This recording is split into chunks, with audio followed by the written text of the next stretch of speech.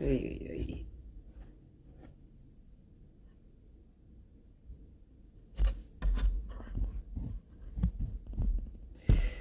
What's the deal? What's the deal? What is the deal, people? I hope all are doing well, having a blessed day, afternoon, or evening whenever you come across this video. You already know if you watch me with a good heart and good intentions, you are blessed and protected. But if you watch me with any ill will or malintentions, all evil eyes go blind 144,000 times. Instantly, quickly, swiftly, you will feel the effects of all hexes and curses and spells that you project.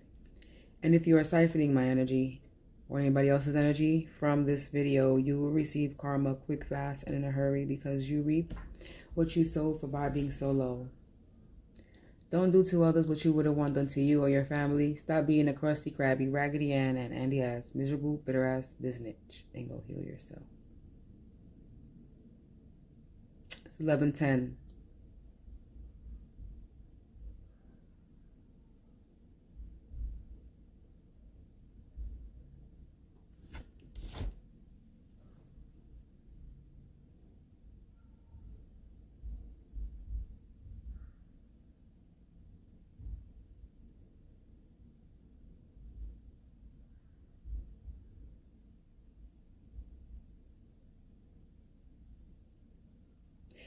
Alrighty.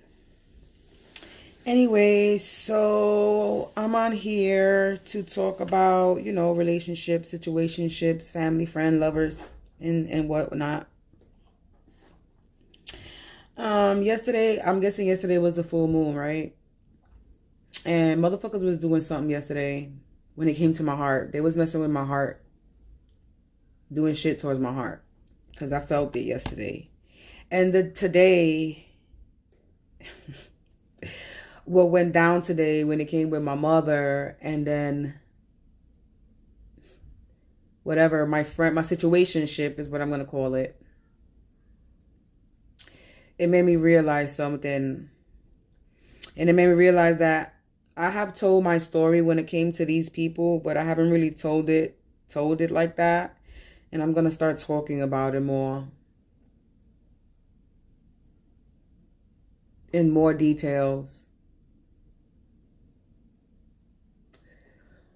But the first thing I'm going to talk about is, I'm just going to start talking. So today was interesting.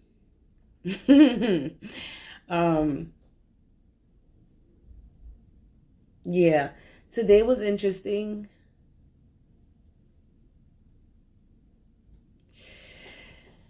So I got a text this early morning, like at the crack of dawn. Let me stop. I got a text this morning, and it was a group text from my mother. And she was writing a whole story, because she writes stories, right? I'm a story writer too. When it comes to that, that's one thing I do get from my mother. When I got something to say, I will say it. I don't care how it is, through a text, through a phone, through an email, it doesn't matter. Excuse me. But so I got a text early this morning, like almost 8 o'clock, 7:57, 7:58 in the morning. And my mother's writing stuff, talking about Mother's Day's coming. I'm like, excuse me for me, the way I'm saying it, because I already said this. I already spoke about this already, like twice already. But I'm going to talk about it again, because there's going to be more to this story. Because I'm just going to interject certain things when it comes to the people I'm talking about. So right now we got my mother. So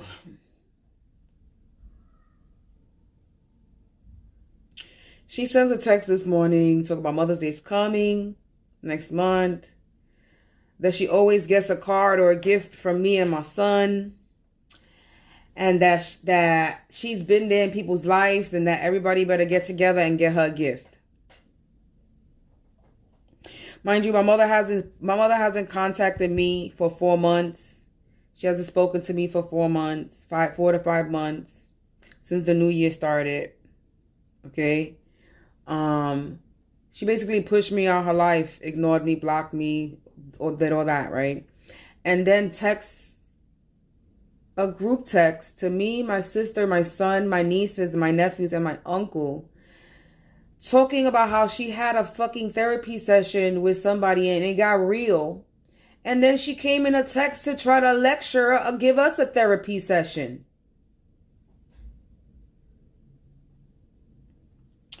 And in the back of my mind, I'm like, I don't know if I was to respond or not, but I responded. So when it comes to my mother, it's like me and my mother, and I've spoken about my mother. You uncomfortable there, shorty? Because you kind of in my way. I'm giving you space to sit here, buddy. So don't be looking at me crazy. My cat is literally like in my chair looking at me crazy. I'm giving him space in between my legs and he's looking at me crazy. Anyway, so the relationship between my mother has... At this point, I don't know if it's spell work. I don't know if it's her doing something. Not that I don't know. Is that it's like maybe I'm just blinded. I'm being blind to see maybe, or I don't know. I don't know. It's a point I don't even care no more. At this point, I'm over whatever it is, and I'm ready to just like be incognito, motherfuckers, and disappear and do Dipset. Like that's how I feel, cause I'm over it. But so the relationship between me and my mother is, I don't know. That shit is, I guess, I don't know. I've tried to fix the relationship between me and my mother, and it's like, you could only but try so much. And then it's like, my mother does a lot of love bombing, and it's like, I feel like shit is so fake.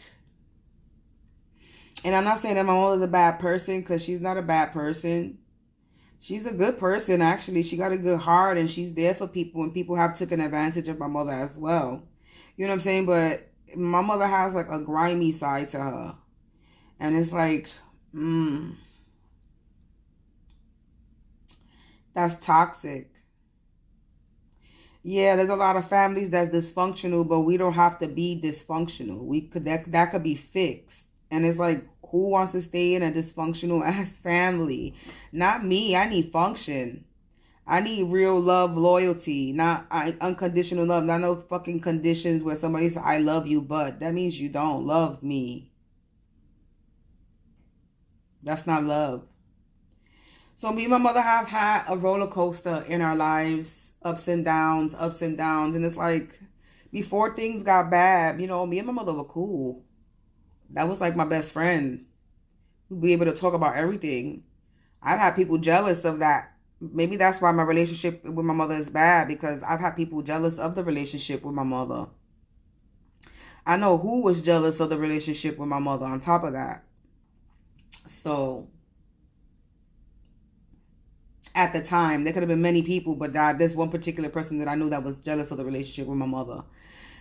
She would say, you talk to your mother like y'all friends. I'm like, yeah, because we are to a point. That's my mother and my friend. But one thing my mother did was she was more of a friend than a mom. And the mom part was like, my mother was in the military, so she's very militant. So the mom part was like, we were soldiers, not children. So it was always commanding and not talking to us.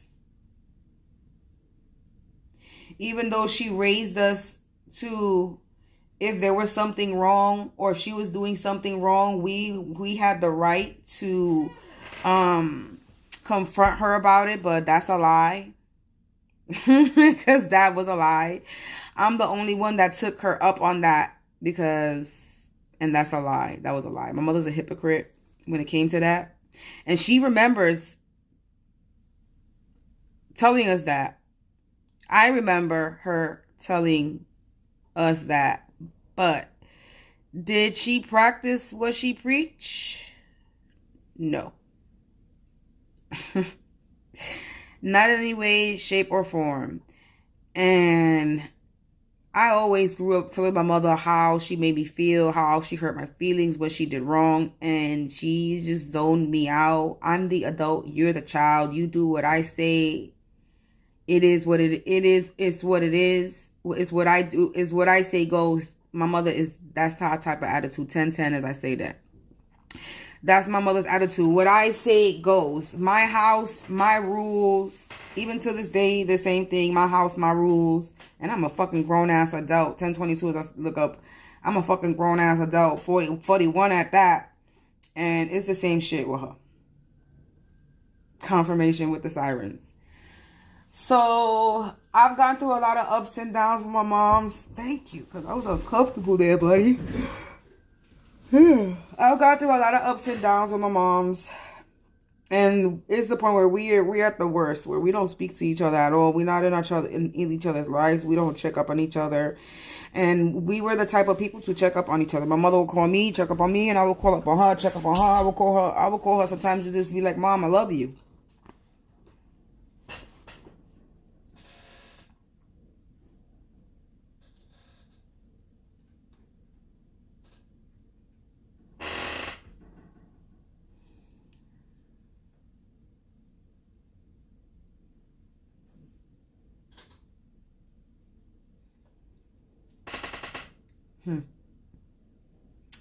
Sorry for my silence. It's just that, just thinking. So, I don't know. My mom has this image of me.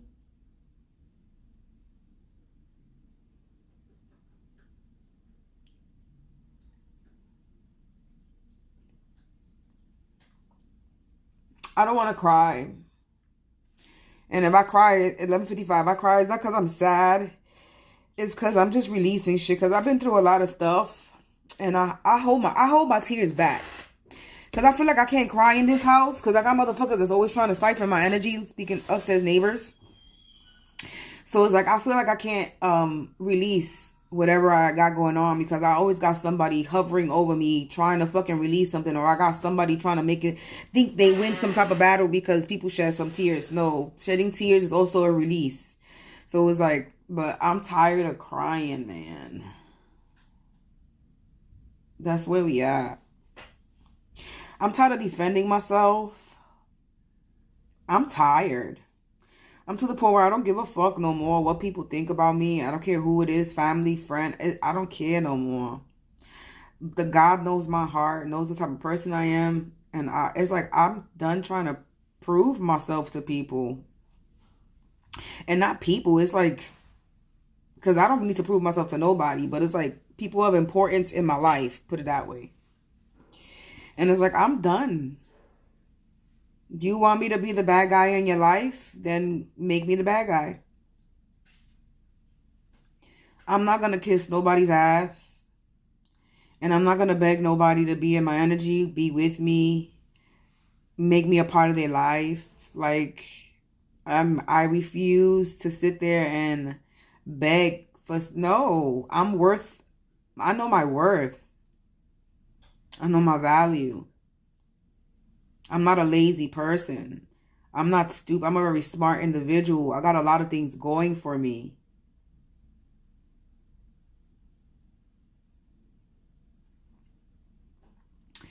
Anyway, I'm jumping off what I say because it's like this shit is just it's frustrating me at this point. It's like I'm over it. I'm over with the people trying to point fingers and call me the negative one. How am I negative? Anyway, I'm jumping off. So my mother, she sends a text this morning, and I know I just whole 11 minutes jumping off, but she sends a text this morning, and it woke me up because I'm hearing ding, ding, ding, ding, and I'm hearing a bunch of texts, and I'm like, yeah. Anyway, make a long story short, I have words to say to my mother because it's like the nerve, man, the fucking nerve. And it's like, yo, you been a mother, but you haven't been a mother. You know what I'm saying? You sitting there trying to make people seem like if something's wrong with me and there's nothing wrong with me. Trying to make it seem like I'm lost and I make bad choices in life. And I haven't made any bad choices. Everybody makes mistakes in their life and they learn from their mistakes. So I'm never supposed to make mistakes and learn from them. I was never supposed to make any mistakes and learn from them. You know what I'm saying? So my mistakes, you are what? I'm being demonized for my past. You're not even trying to know who I am now in the present.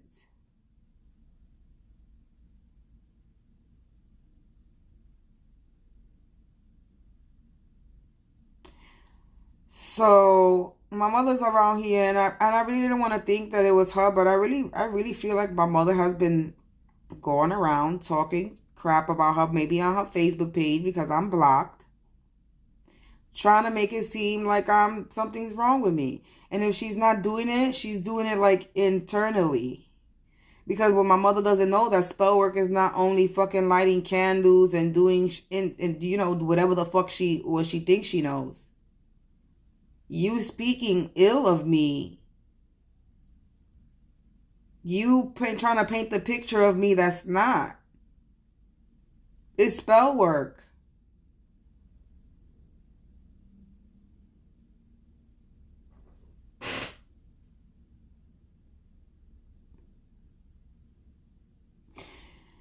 I don't want to cry.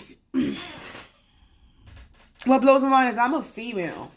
She got 2 daughters. She don't got boys. My son that's her son that she never had. I'm really starting to think about a lot of shit, y'all. Like, I don't really want to think my mother is it, but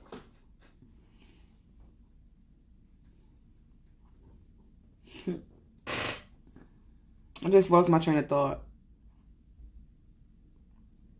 Because it's like so much when it comes to my mother. And I don't want to paint her as this bad person because she's really not. And I know a lot of things she try to do.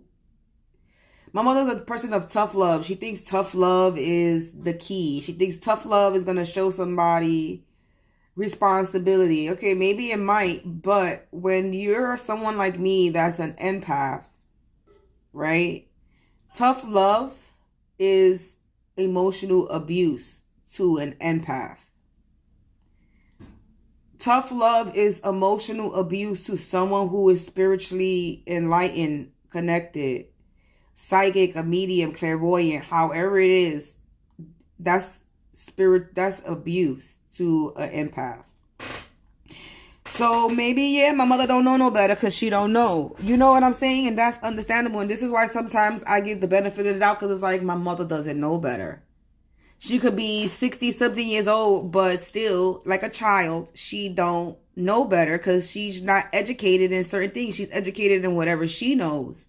She's not educated in everything. And who knows if my mother bothers to do any research in anything I've ever told her. You know what I'm saying? But sometimes I give the benefit of the doubt and I hold on and I keep connected because it's like, okay, the people in my life don't know better. They don't know. They're not that woke. You know, they half woke. They still sleep. You know what I'm saying? So it's like, but then it's like, when is enough though? Because it's like, I'm not a person that likes attention. Maybe back in the day when I was young, I would manipulate people to do all this because I was young. I was depressed. I had anxiety. I was hurting. So I was crying, literally crying out for help. Like, yo.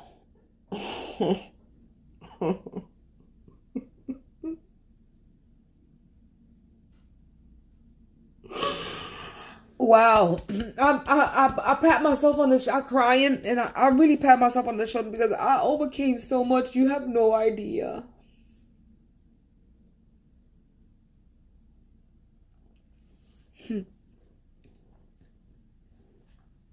Especially when it came to my mother. I used to have always fighting to speak. My mother would not listen, and my mother doesn't listen now. This is the same issue I have now. She doesn't hear me. She don't listen and she don't hear me. So I stopped talking.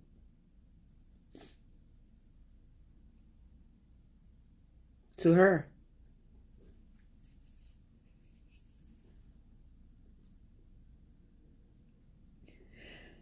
My mother made it seem like I was the problem child, but my mother put me through a lot. Because I looked up to my mother. I looked up to my mother. I looked up to her. Like she was somebody of importance. Because my mother worked her ass off, worked more than one job. She always made sure we had a roof over our head, food in our bellies, clothes on our back. You know what I'm saying? My mother did do things with us, take us things. It's not like I had a real fucked up childhood, because I really didn't. I'm not saying my mother might think that my mother might think that I view her in the worst way, and I really don't. Is that I'm taking out the good and the bad, and I'm giving her the facts of the shit that she has done that has caused an effect on me, and she don't want to take accountability for it. It's like nobody wants to take accountability for the shit that they have done, and it's just me. It's like whatever my reaction to the things that they have done to me is, I'm being punished. How are you punishing me for the way you treated me and the things you said to me? And this is not anything about my mother, just in general. Because I'm being treated like this from everybody, technically, that has a problem with me. That I'm connected with still.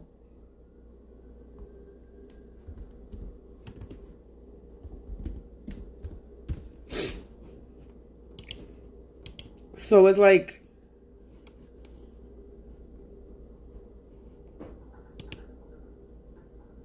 now we got my refrigerator knocking. There's a spirit in my refrigerator. See how that shit stopped when I said that? I was really... Look. There's a spirit in my refrigerator. I know that sounds crazy, but there is one.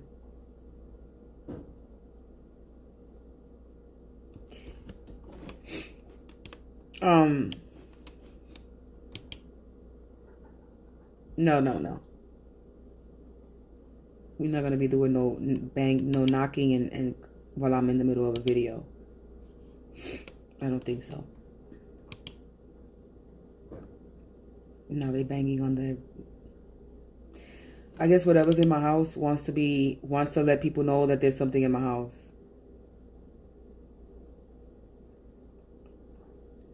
Okay. So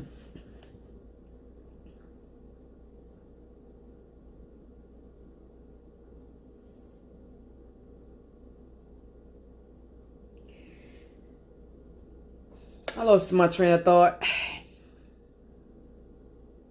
Anyway, mother.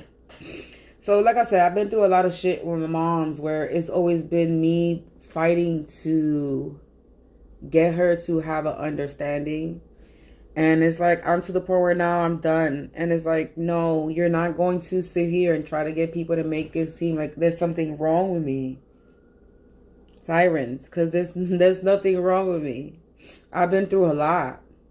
I went from, in connection with my moms, I went from growing up, right? I'm a child, right? So I'm a child. So I go and I grew up and I grew up being bullied.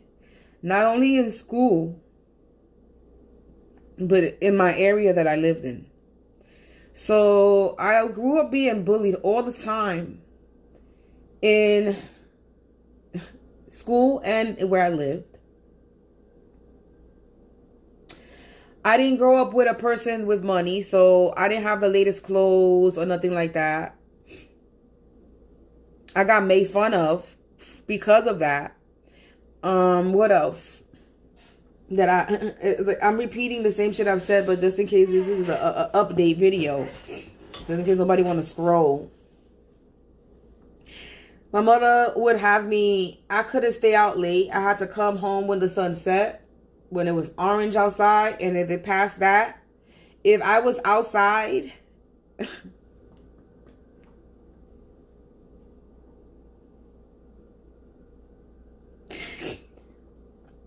if I was outside past curfew,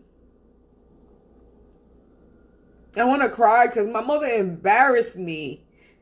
I'm now realizing this. Like I'm now dawning on this now. I didn't really think about it until now, but my mother embarrassed me in public, in front of my friends. If I passed curfew, she would go outside and look for me. She would hit me outside in front of them.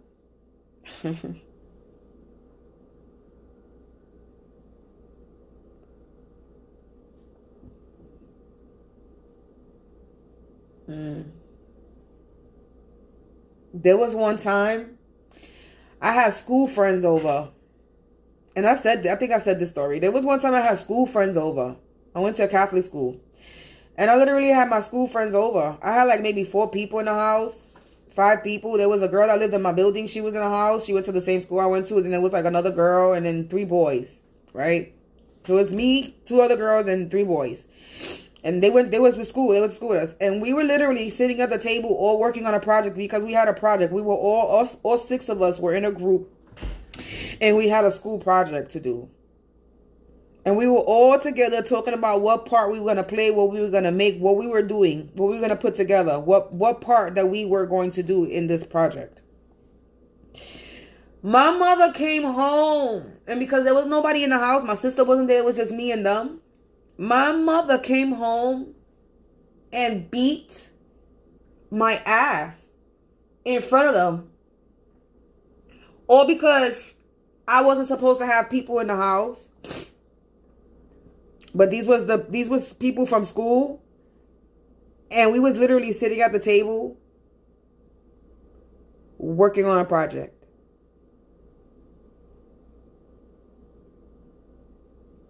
And she beat my ass in front of them.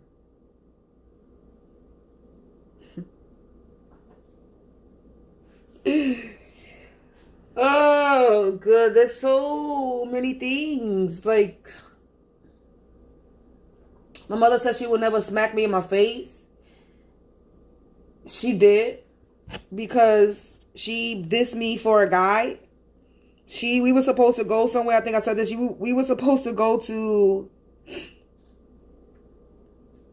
I don't know. We were supposed to go somewhere. I don't know where the fuck we were supposed to go. Me and my mother, we would do little mother-daughter trips. I don't know where the fuck my sister was. She wasn't a part of this. I don't know where the hell she was. Where she was. Now that I think about this. I don't know where the fuck my sister was at this point. She was still around because I was still young. I was a teenager. So I'm not too sure where she was. But me and my mother would do mother and daughter things.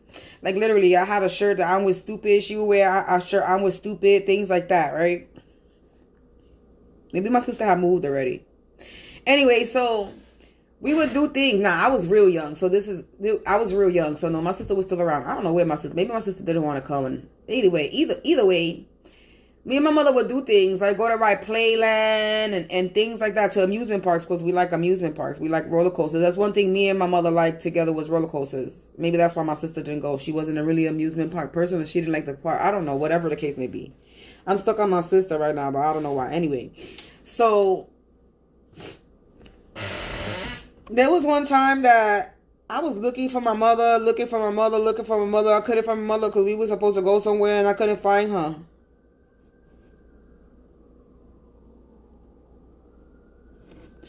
And I couldn't find her. Then I realized, then I went to where I thought she was, which was with her boyfriend, or boyfriend at the time. And he used to work in remember Woolworths? He used to work in the Woolworths where I used to live, where I grew up at. And I went to the Woolworths and my mother was there with her boyfriend. And I was waiting and waiting and waiting and waiting for my mother. And I confronted my mother and I told her something. I said, I told her something that she didn't think I was going to, like, you know, I guess she found it disrespectful.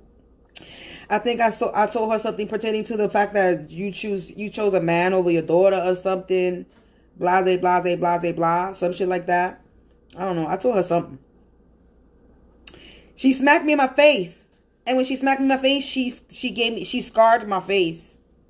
I had a scratch on my face. Because of her bracelet or her ring. And that shit right there, I think that was it for me. I think that was the day that I think I lost all respect for my mother. was the day that she smacked me in my face when I was a teenager. A preteen, not a teenager. Okay? I wasn't 16 yet, because when I was 16, I was smoking, drinking, I lost my virginity. So I was like, had to be 11, 12 years old. Okay, 13 years old. I had to be around that age. 11, 12, 13. And she smacked me in my face, and she scarred my face right after she said she would never smack any of her children. And she sat and had a conversation with me and my sister and said she would never. That's one thing I would never do. I would never disrespect your face. She smacked me in my face. And then scarred me on top of that. My mother used to beat my ass, but she never smacked me in my face. She smacked me in my face this time, and she scarred me the first time she smacked me in my face. The first time ever smacked me in my face, she scarred my face. That day, I was like, that shit right there, I was, whoo, that shit got to me. Hold on one second, because the bitch gotta pee. So you're going to be hearing the faucet water thing, because,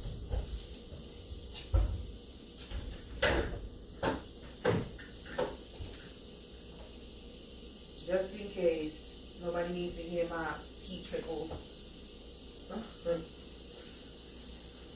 But y'all can still hear me, so I better keep on talking. So, yeah, she smacked me in my face, man. She smacked me, man. She smacked me. And that shit right there, that shit traumatized me for a long time. I think I lost respect for my mother after that. After that, I lost respect for her. I think I started acting up. I don't know.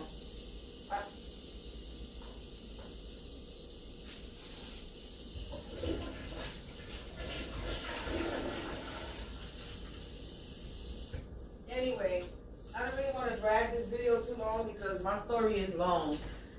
But it's always a bits and pieces of me telling you my story. But it's like, my mother's a trip, man.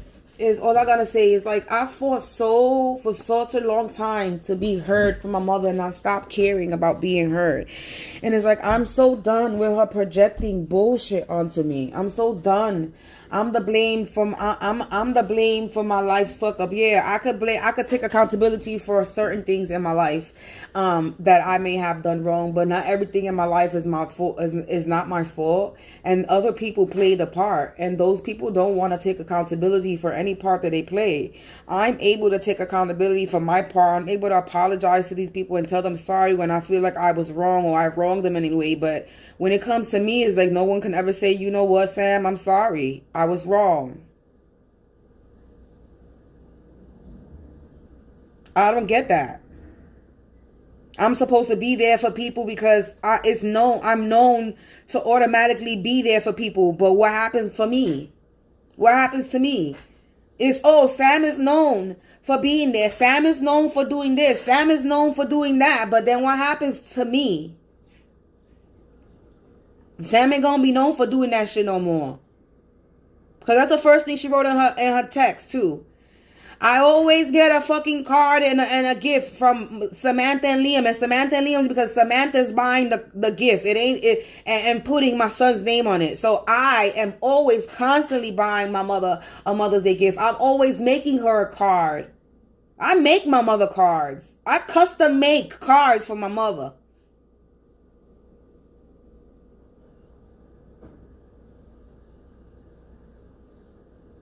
So because I'm known as this good-hearted person, known for showing you that you a mom, you commanding the gift. I'm like pissed because it's like you go no contact with me, you push me out of your life, and then I'm this negative person, and I'm this lost person. No, I'm not lost. I'm going through a spiritual motherfucking journey on my spiritual path. A path that she wanted me to go on. And now that I'm on it, I'm lost. She don't believe what I'm telling her that I'm going through. Make that make sense. It don't make sense to me. So it's like, I'm done. I'm over it. Because this shit is whack. You know what's that to be? I was in a domestic violence relationship that got my son removed. And I'm to blame for that. Yeah, I'm the blame for it. I am. For thinking that I needed a man to help me raise my son. Yeah, I am the blame for it. Because it was my first child and my mother wasn't really helping me the way she was supposed to help me. Mind you, she told me to keep my child, that she was going to help me. Because on ultrasound, I don't believe in abortion, but I was so thinking about how the fuck I'm going to raise my child. That was on my mind. How I'm going to raise my child. I was living in my grandmother's house, being harassed by my step grandfather, because I was being harassed by my grandfather pregnant. That's another thing.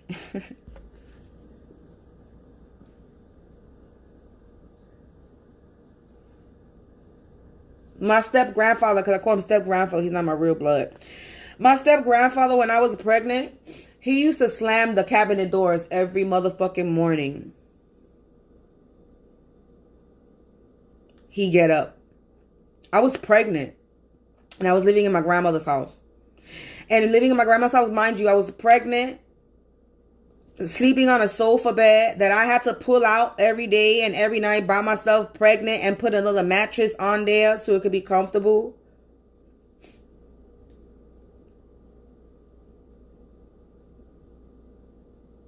My grandmother, of course, she would try to help me before she would go lay down in the bed. So she'll always help me.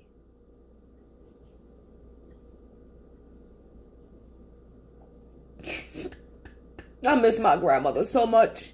Talking about her makes me cry. That right there, yeah. Talking about my grandmother will make me fucking shut up under tears. I know my grandmother's here spiritually, but physically, I wish she was here. Because I miss her so much. I want to give her a big old hug. I miss her food. I miss her smell. I just miss her.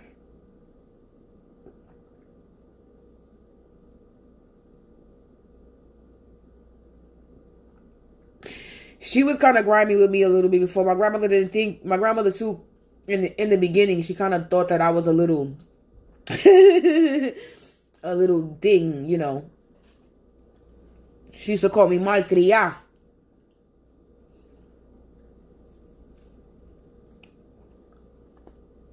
Because I had a mouth on me. Oh, I had a mouth on me. I always had a mouth on me. But yeah, I miss my grandmother. That lady, I'll shed tears for her every day, all day. With no problem. Anyway, I really miss my grandmother.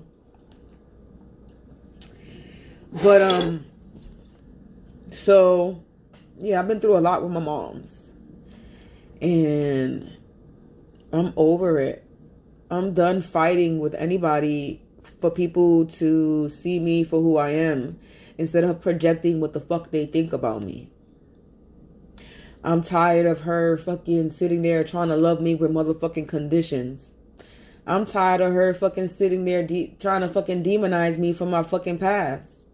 I still have a mouth on me, yes, but I'm not the same person that I was before. A bitch before used to be real disrespectful.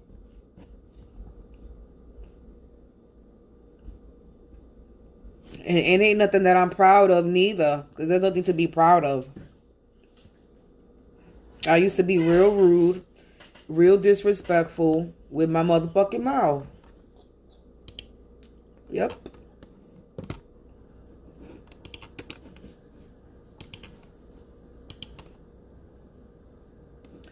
So, you know, I'm not stupid. I can have an understanding of why she feels a certain way. You know. But you cannot...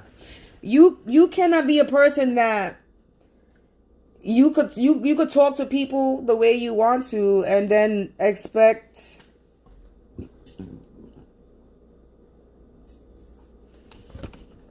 somebody to stay shut or not feel. People got feelings, like You know, sometimes I could be a little rough around the edges and say, you know what I'm saying? I'm not excluding myself out in this either, because me, I know I got a mouth on me, and I could come across like I don't give a fuck and I don't care. I can, and I know I can. When I'm mad and I'm in my feelings, I could come across real cold, like I don't have a care in the world. But that's not true. I care a lot. I have a lot of care in the world. I love people. I love people the way they don't love me.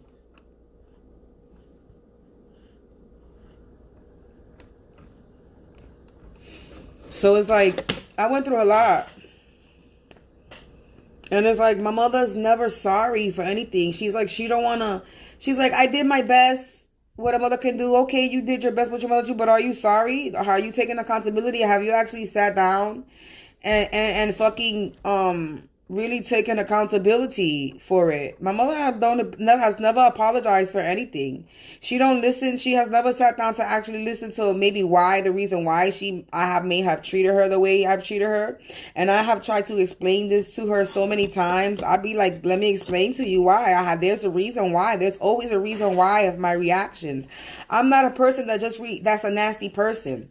I'm not a negative person. I'm not I'm really not. I'm not a person that's just nasty for no reason. No, I'm a person that I'm nasty when somebody's nasty with me. I react off of how people treat me. You treat me with respect, I'm going to give you respect. You treat me disrespectful, you're not going to be respected. I'm going to disrespect you too. You give what you get. And that's for my mother too. That's how she raised me. You can't, just because you're my mother, be disrespectful to your child neither, because you're the mother, because you gave birth. After a while, that shit gets played out. We become adults. You know what I'm saying? And after we become adults, then you need to start treating us like adults, whether you believe we that adult in your eyes or not. So my mother, the whole time in my 20s and my 30s, I'm being treated like a child. And now that, God forbid, now the time of my life that I'm sitting here really knowing that I'm being targeted, I'm telling her I'm being targeted, I'm a Karen. Because a Karen means somebody that wants attention. Bitch, please. My mother has called me a demon child. I'm like, if I'm a demon child, you gave birth to me, bitch.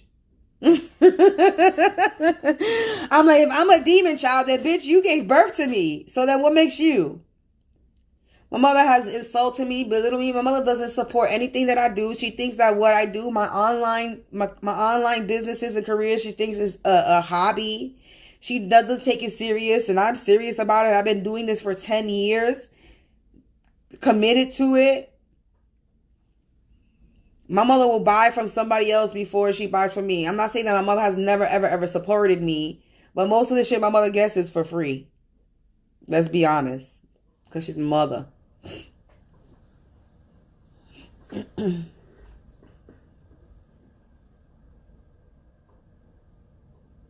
I be confused when it comes to my moms. Because my mom be like, I want the best for you, I love you, and I'm doing everything tough love. But do you know what that actually means? Like, that's abuse, lady. Emotional, mental abuse. You can't, tough love don't work on everybody. You can't do that. That's a method that you can't use for everybody. That tough love shit. And that shit gets played out after a while. We not children, we're adults. You know what I'm saying? Like, how long you gonna run that tough love? Because you don't want to own up because you're just a cold person.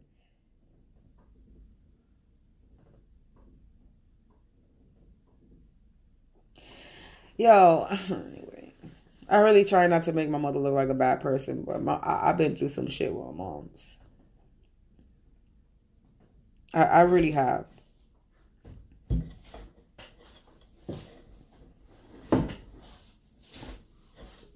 Now, I'm not saying that my mother has never helped me or she's never been there and shit, but my mother has a lot of flaws, a lot. Just like we all do. We all have fucking flaws. Nobody perfect. Neither one of us is perfect. But at least I own up to my shit, though. That's the difference between me and everybody else that is in my life. I own up to my shit. If I'm wrong, I apologize. If there's something I feel like I need to change, I try to change it. If I feel like it's a problem that's going to make a problem for me, fuck anybody else. Because people don't change for people. You change for yourself. Not for anybody.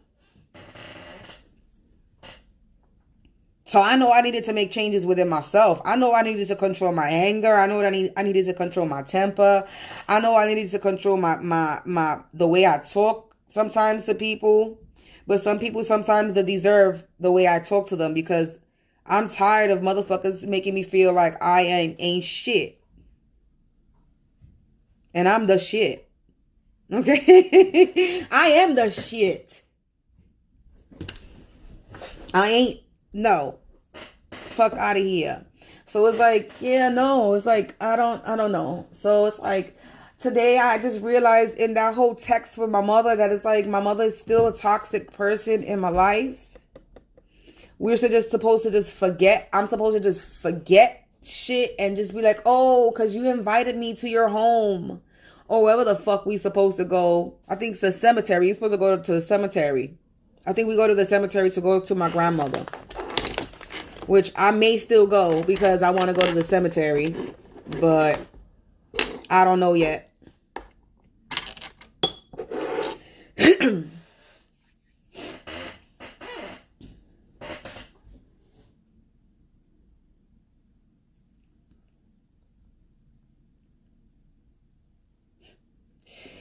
Yeah, I'm like, yeah, I'm not too sure how I was supposed to take that text today. Like,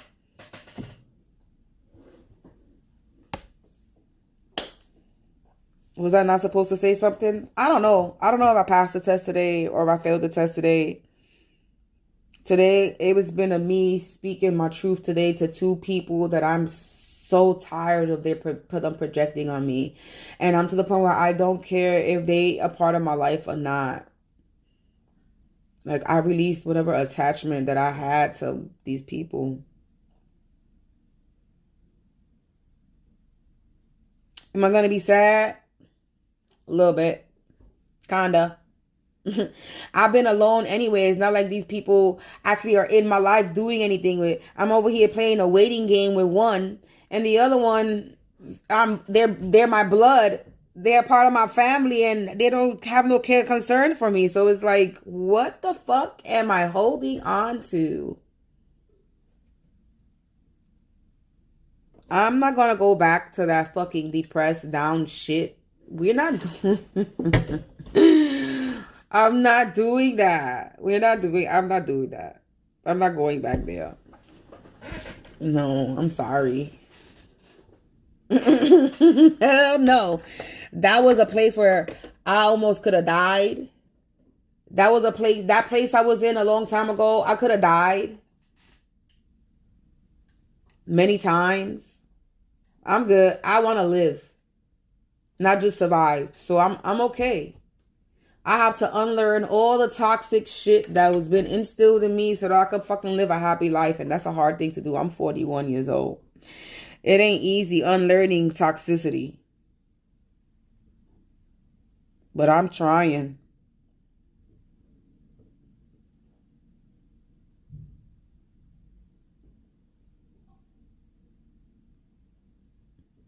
Yeah. That's all I could do is try. I'm not perfect. But I know I'm not toxic. And I know I'm not a negative person. I'm a strong Puerto Rican and black female that got a good head on her shoulders, that tries to go after what she wants,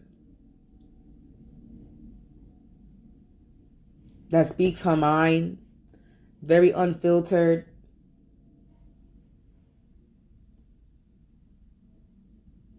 I'm not a grimy person, and I will never do somebody dirty to get what I want.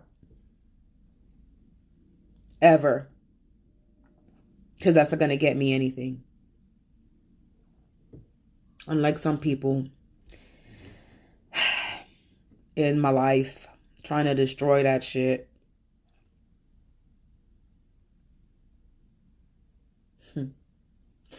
Off the topic though. So, yeah. Basically, I fought 41 years of my life. Let me not say 41. Since I could talk probably. No, let me stop. Since I was able to have an opinion and see things for what it was, for however long that it was. I'm not going to say 41 years because... But for however long I was able to... For however long I was standing up for myself and speaking up for myself and pointing out people's wrongs, I just been...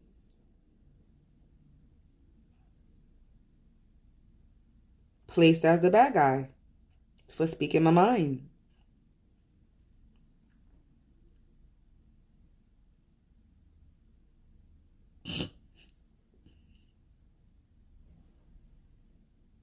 It is what it is at this point.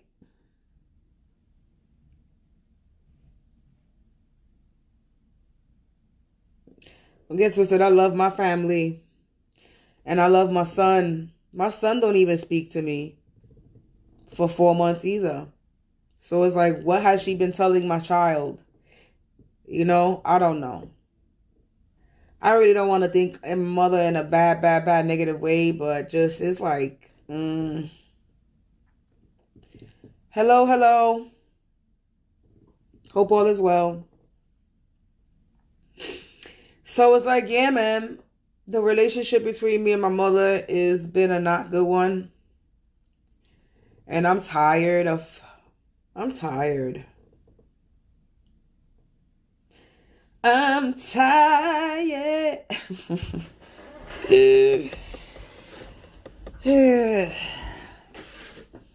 then it's like, anyway.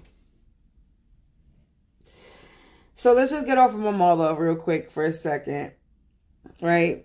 And talk about this last relationship that I was in, because I got into it a little bit too with somebody that I was in a situationship with, right? Because I feel like I'm going through a repeated cycle with homeboy, and I told myself that I was not going to do this or play myself like this. The last time you watched my video was when I had water pouring in the walls. Yeah, I haven't really been doing too many videos online like that. I've been doing a lot of resting because I've been having a lot of people project energy onto me, sending me a lot of spell work. And I've been feeling all that energy, so I've been just trying to take it easy because, you know,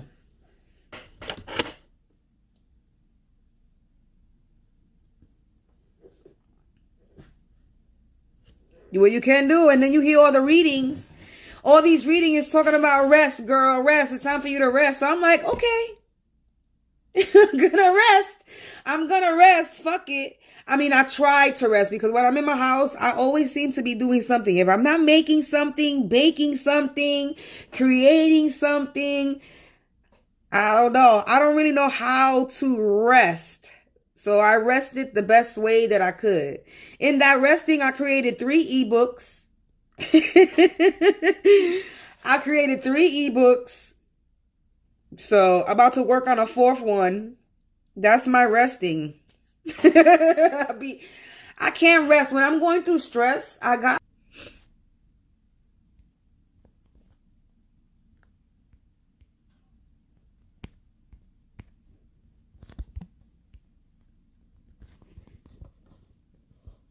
just lost connection there for a second. Hold on one second. My battery is dying. Thank you. Well, shit, at least y'all see it. Because people in my life don't see it. So I appreciate the compliments. Because I don't even get it from the people closest to me. So I appreciate you. Thank you.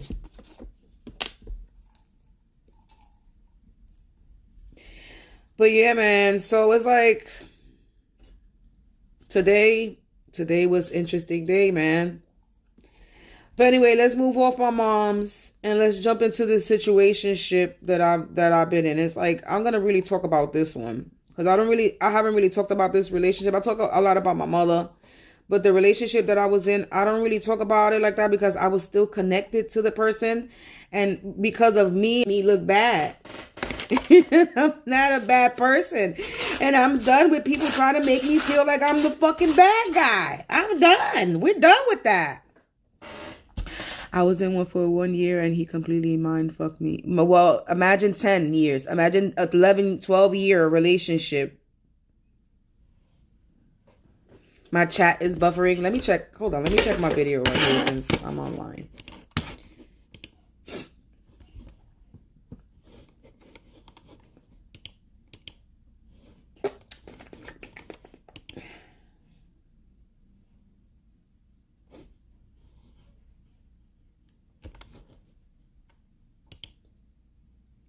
The chat is buffering because I got motherfuckers upstairs projecting on me right now. That's probably why.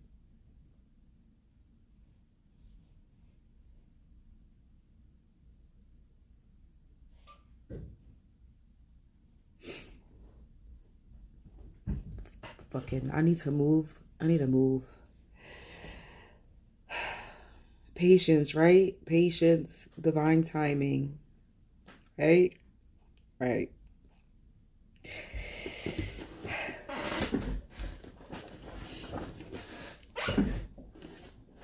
Yeah, shit sucks, man.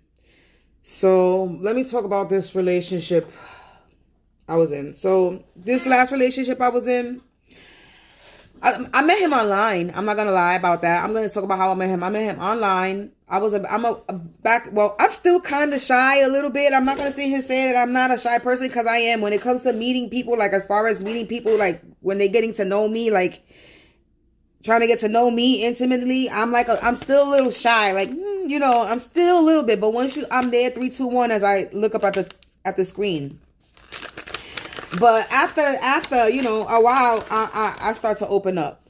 So anyway, I met dude online because I wasn't a person. I was very insecure about myself. I didn't think I was a person that I didn't think I could meet somebody in the street. Like my confidence was so low. My God, just thinking about it, I was so insecure about everything.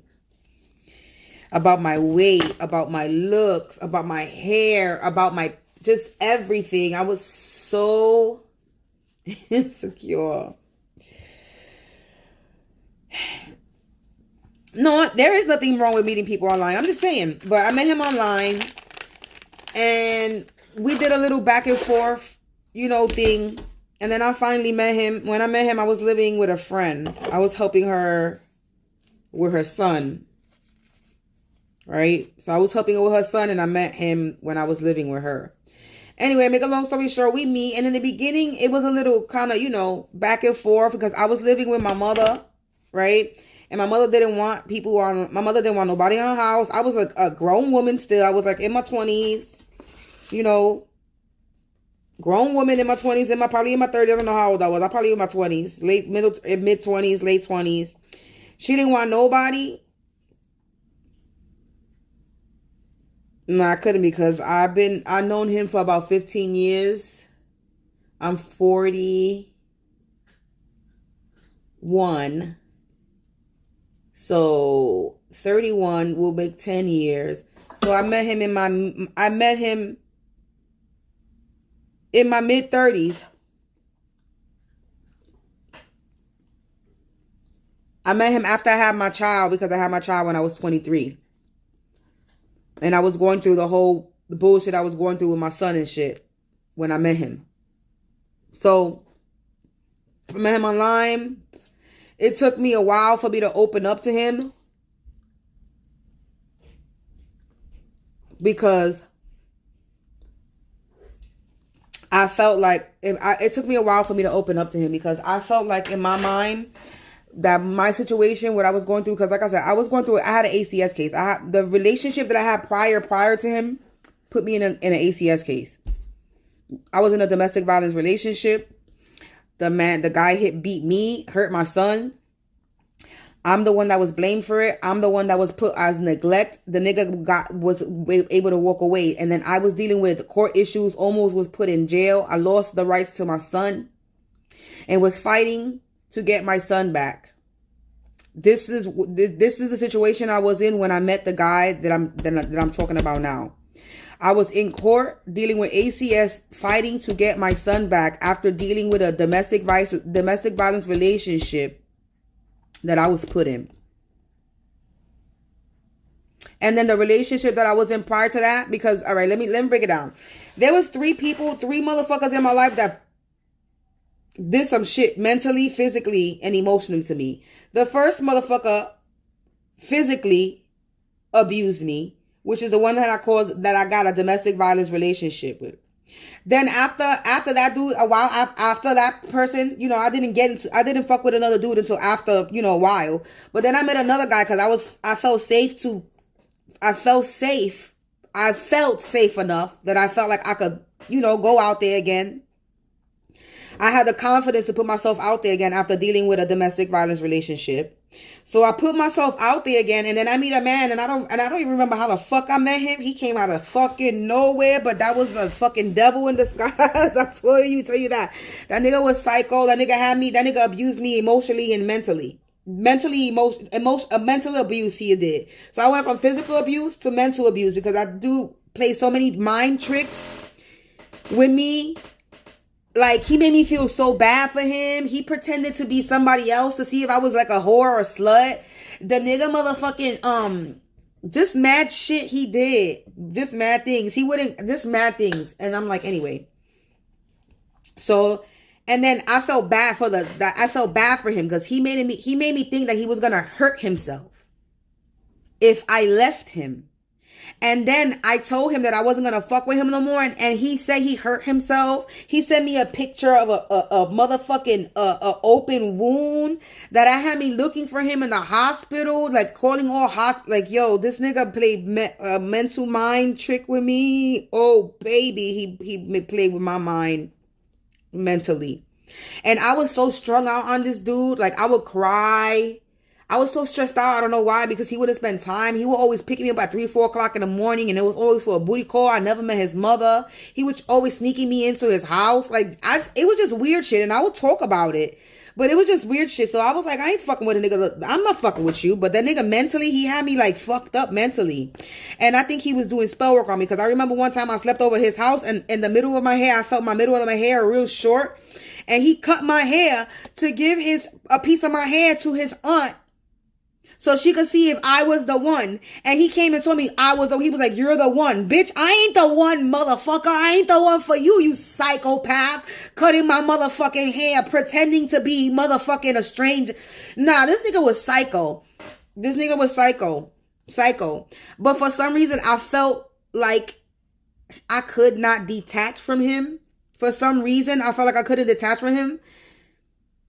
He was always in the connection with me for some reason. But anyway, so then I stopped fucking with him. I stopped talking to him because I met someone. And the guy that I met was the guy I'm going to talk about now. I met him, this dude, right?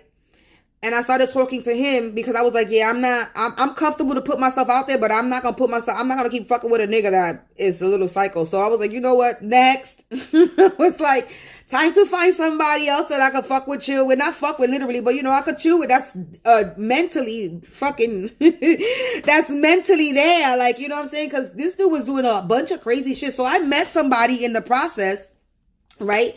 And I told homeboy, I was like, listen, I'm not fucking with you. I met somebody and I'm gonna be fucking with this. I'm not without you. I can't talk to you no more. Cause I wasn't even fucking with him. He was just I kept in connection, like phone calls. And I was like, I'm done with the calls at this point. There's no point. I don't see you. We're not doing nothing. You drive me crazy. I'm always crying. You always picking me up at late night hours of the time. You don't help me. When I was fucking with this nigga, I was in a shelter. He ain't never give me money to help me. crying fake tears saying, I don't like to see you in this position, but nigga, you got a job, you got money, and you ain't never helped me. Do you know what I'm saying? I'm like, yeah, no. No, nigga, no. So, oh shit, I need my lighter, and the lighter was holding the phone up a little bit. Hold up. Let's make a switch. So, you know, I stopped talking to the guy. He was a Panamanian. The first guy that did the domestic abuse was a young guy. He was a Scorpio. He was younger than me, and this is why I don't like fucking with young niggas, but he was younger than me, and he was a Scorpio. The second dude I'm talking about, he was a Capricorn. Now, the one I'm talking about now, he's a Cancer. The one that I'm still live here in this house, we still connected to each other. This is who I'm talking about now. When I met this dude, I had already experienced those other two dudes, and I was fighting to get my son back. So I was depressed. I was depressed. I was like numb in shock. And in my eyes, all I needed was help. Because I met this dude. I met him not wanting to be in a relationship with him. The whole intention of me with the dude that I'm with now wasn't to get in a relationship. He was a friend. That's how it started out as first. Friends. He was somebody that said if I needed him and I needed his help, that he would help me. And there was a point where I was being kicked out of the shelter that I was in. And this was a shelter that was supposed to help you renew you with your children, mind you. So I'm getting kicked out of a shelter, lied on in the shelter. They lied on me in this shelter, said that I didn't go to no appointments, that I was doing fucked up shit, and I always came back on time. My room was always clean. I had a fucking roommate. That lady was crazy. Okay? And they lied on me. But anyway, that's besides the point. But they kicked me out the shelter. And this was a shelter that was supposed to be for unification with your children. And they were against me in that shelter too. They kicked me out, and I basically left me homeless in the street.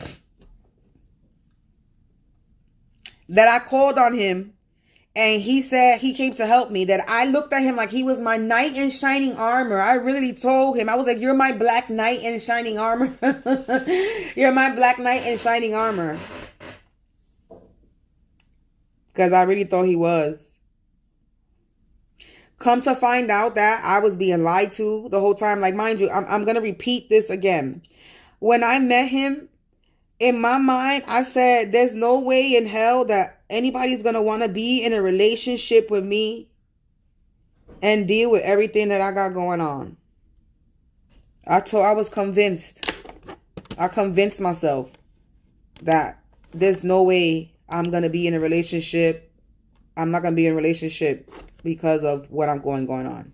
So I wasn't focusing on being in a relationship with anybody.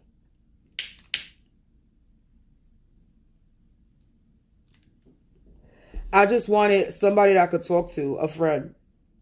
And I thought that I had that. So in the beginning, the dude know what I was going through. I was going through court. I was going through criminal court and family court. So I was trying to not go to jail. They was trying to lock me up. And I was trying to fight for my son back. They had me going to probation like I was a real criminal. They had me going to anger management like if I was the problem.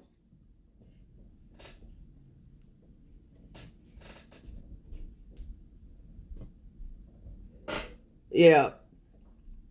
Anyway, so mind you, I was dealing with all that. I was very depressed. I was like, this is my first child too. This is my first son. This is my son. I don't have any other children. My only child. My first child. My first pregnancy. Ever.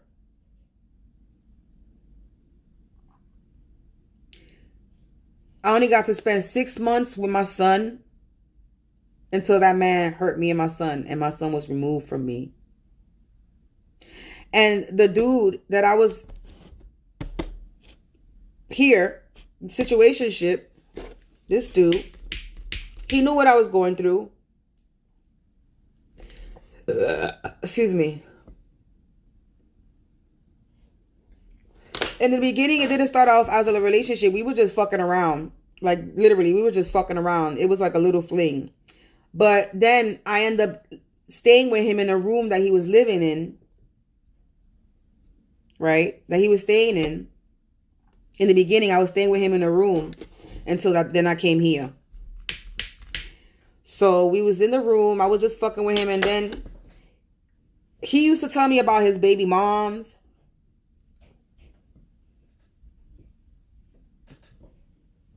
He used to paint his baby moms in a bad way.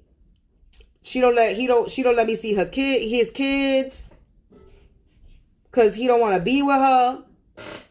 Because she played him. They have 2 kids. But one of the kids is not his. One of the kids is not his by blood relation. That's not his daughter. By blood. By raising, that's his daughter. By blood, that's not his daughter. So she played him, had another baby, tried to pass the baby off as his, and he found out about it and he left her, supposedly. I think in that time frame of when he found out and left is when I met him. So I was a rebound, and I would tell him, I'm not doing this. I'm not a rebound. And I would tell him, he would tell me, no, I'm not. Yes, I was. Because how you meet somebody that got... Anyway, so in the beginning, things were okay, right? Anyway, in the beginning, right, we end up leaving the room because I asked him, what we doing? What am I doing? What we doing? You know, what we doing? Right? Because he had went on some vacation. He had went on some vacation with his baby moms, and that right there showed me that he was with his baby mom still. Because when I was living in the room with him, he went on some vacation with his baby moms, and I couldn't stay in the room. I had to go somewhere else. So I tried to stay with my mother. Right?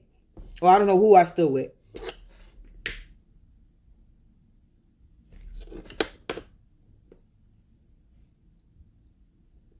He came back. I was back in the room until we got here, into this apartment. Then we got here into the apartment, and we had a serious conversation. And I told him, I was like, you need to let me know what you want to do, because we could be friends with benefits, right? We could be friends with benefits,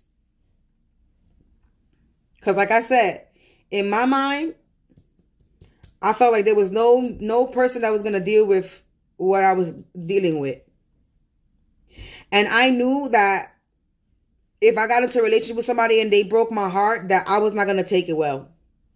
Especially dealing with what I was dealing with. I knew that I wasn't going to take it well.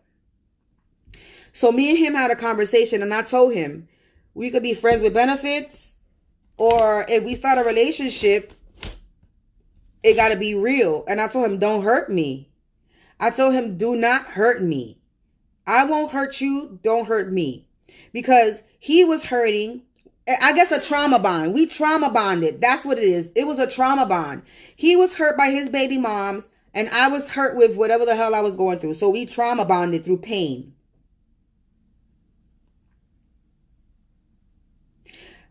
And him knowing what I was going through, the nigga hurt me purposely. He cheated on me with his baby moms and tried to play it off. And then the whole entire time, he would accuse me of I'm the one that was doing dirty. I'm the one that was playing him. I'm talking to niggas. Mind you, I'm sitting here going to court, going to probation, going to my mother's house to spend time with my son. I'm sitting here crying, depressed. Confirmation. I'm sitting here crying, depressed, stressed out.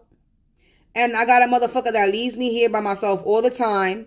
Would never call to check up on me.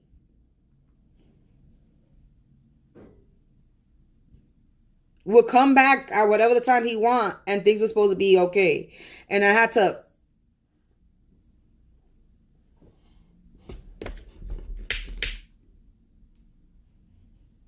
But I didn't stay shut. I would speak up about it, which would cause arguments, which would cause him to tell me that I'm the bad guy, which would cause him to tell me what I'm supposed to. Yo, there was a point in time that there's so many, man.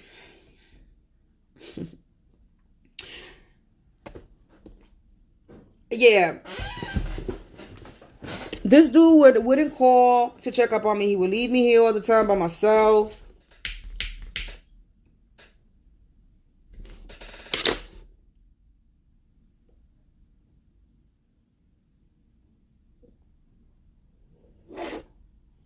He would say he's out making money, but in reality, he wasn't making money. He was sitting in his baby mom's house right down the block because the baby mom was right down the block.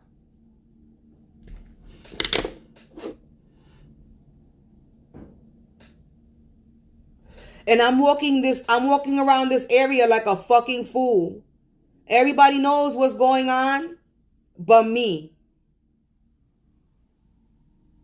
Everybody in this fucking area knew what the fuck was going on but me until I found out what was going on.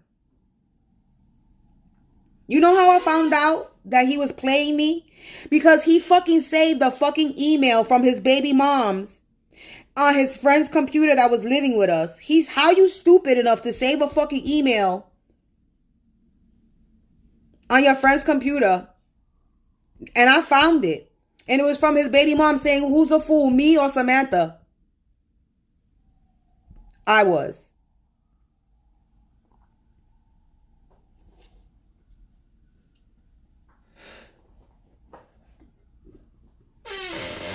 He wouldn't help me clean the house. That would be another argument. Cleaning the apartment, he would not help me clean. It was an issue.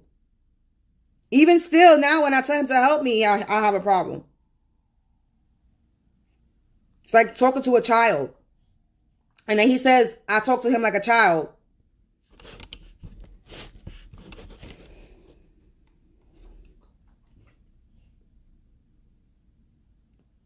He made me feel so worthless. He made me feel like I was a nobody. He made me feel like I was just some chick in this house. He made me feel like I was a burden.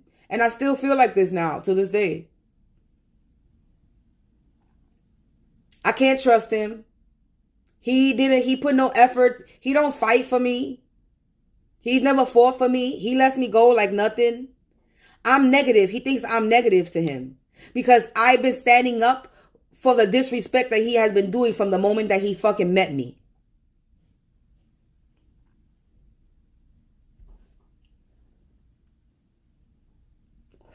I find that email with his baby mom. Then I find other text messages of him. I find another email about him talking to some girl. And I think I was on vacation. And he's texting another girl to try to hook up to fuck her. And then he's texting one of his exes. And then he told me that you can't be friends with your exes. But yeah, you texting your exes. That's when all hell break loose. And that's for some reason. And then you know that guy I was talking about, the one that said I just couldn't, like for some reason I couldn't detach. And I always kept a communication with him, which was the last guy I talked to. Then for some reason he messaged me out of nowhere. And then I started talking to him. And talking to him about my problems. And the shit that I was going through with this nigga. Because I thought he was somebody that I could trust. And then it turns out that the Capricorn. And it turns out the Capricorn was probably the one that was doing magic on my relationship that I was in now. I'm not in a relationship, but was probably doing magic on the relationship that I was in after him. Yeah, we're gonna label them the signs because I called them by the signs. So the Capricorn. I'm talking about the Capricorn, yeah. So I ended up getting back in connection with the Capricorn, and then the Cancer man, the one recent, he ended up finding out that I was still in connection with dude. But nigga, you finding out I was in connection with dude, and the only reason why I'm in connection with dude is because you don't even know that I know about you and your baby moms. You don't know that I know about them emails and them texts. And then that's what I told him. I said, you want to come to me. And what's funny is the same day that he found out I was in the hospital. I was sitting here depressed in my house on some suicidal shit because I was by myself. He left me here by myself. I was in this house by myself. He left me here alone, knowing that I was going through the shit with my family, knowing that I was fighting for my son. He abandoned my ass. Believed everything that everybody told him. His sister told him, his sister supposedly supposed to be some psychic, some seer. His sister told him that I'm in a relationship to use him. His sister told him that I was using him. He doubted me and judged me the entire time in this whole relationship, and then he wants respect. The way I talk to him, I'm not gonna lie, I don't talk to him with too much respect. I'm nice to him sometimes but I put my foot down, I speak to how I speak. And he don't like that. But that's not my problem. You disrespected me as a fucking woman, and fuck a girl. Fuck me being your girl that I was supposed to be at the time. You disrespected me as a woman in general. And then he has 2 girls. And you treating me like this? What if a nigga treats your girls like this? And I try to tell him that. He says, my daughters wouldn't do that. My daughters wouldn't accept a nigga because they raised right. I was raised right too. I was raised not to take shit from no nigga because my mother didn't take shit from niggas neither. So just because you raised right, when you fall in love, you fall in love. When you love somebody, you love somebody. There ain't nothing you could do about that, and shit happens. So you telling me you got girls? He said his sister, you mean Miss Fokker? Yeah, she said that I was using him. That I'm in the relationship to use him. Use you for what? Comfort? For a friendship? That's what the fuck I'm associated with you. Because I'm going through shit right now, and I need a fucking friend. I needed somebody in my life. And I thought that he was the one. I really thought he was. Because he's not a bad person. And I'm telling you, like, he's really not a bad person. Like, he's not a bad person. He has a good heart. He's also a spiritual, supposedly spiritual person. He's not a bad person. He's not a bad person. I'm not going to see him and turn him into a monster because he's not a fucking monster. You know what I'm saying? But the way he treated me like I was a monster. He demonized me. He treated me like I was somebody that he was supposed to be judging. I'm not gonna say everything he did was bad because he's going through everything I'm going through into my mother, he's been the only one here for me. So that's what makes it confusing too, because down the line, he eventually saw a lot of things that I was going through with my mother. You know what I'm saying? Before, he didn't believe me when I would say it's her and not me. You know what I'm saying? He would really think it was me, that I was the problem. And after a while, he would see that it was my mother. You know what I'm saying? So certain things he would see that, okay, it's not you, it's your mom's. But I'm still being judged. I'm still being doubted after 15, we're going 15 years. I know I'm still connected with him. You telling me 15 years later, you still with the bullshit? You still with this doubting? You still judging me? You still calling me negative? Knowing that I'm going through, and then I'm still going through shit because I'm dealing with getting spiritually attacked. I'm being harassed by motherfuckers in my area. I'm being fucking physically followed by people. Do you know what I'm saying? You know what I'm going through. It took him a long time to believe me. It took him a long time. It took for these people upstairs to fucking do the shit they were doing to me while he was in the motherfucking house. For him to fucking believe me.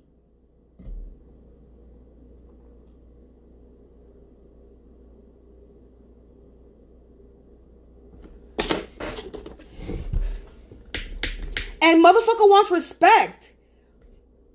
You doubted me the entire time. You didn't believe nothing that I was telling you, but yeah, you claimed to fucking care for me, love me in some type of way. And the nigga never fucking told me he loved me. If I don't say it, I won't get it.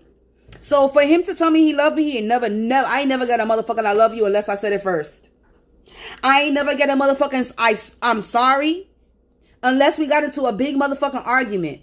And he felt like that's something that I needed to hear because I'm not stupid. I'm not dumb. I'm not dumb. When a motherfucker's really sorry, they're gonna take it upon their side. They're gonna sit down with their thoughts and be like, you know, and they're gonna come by themselves and say, you know what, I'm sorry.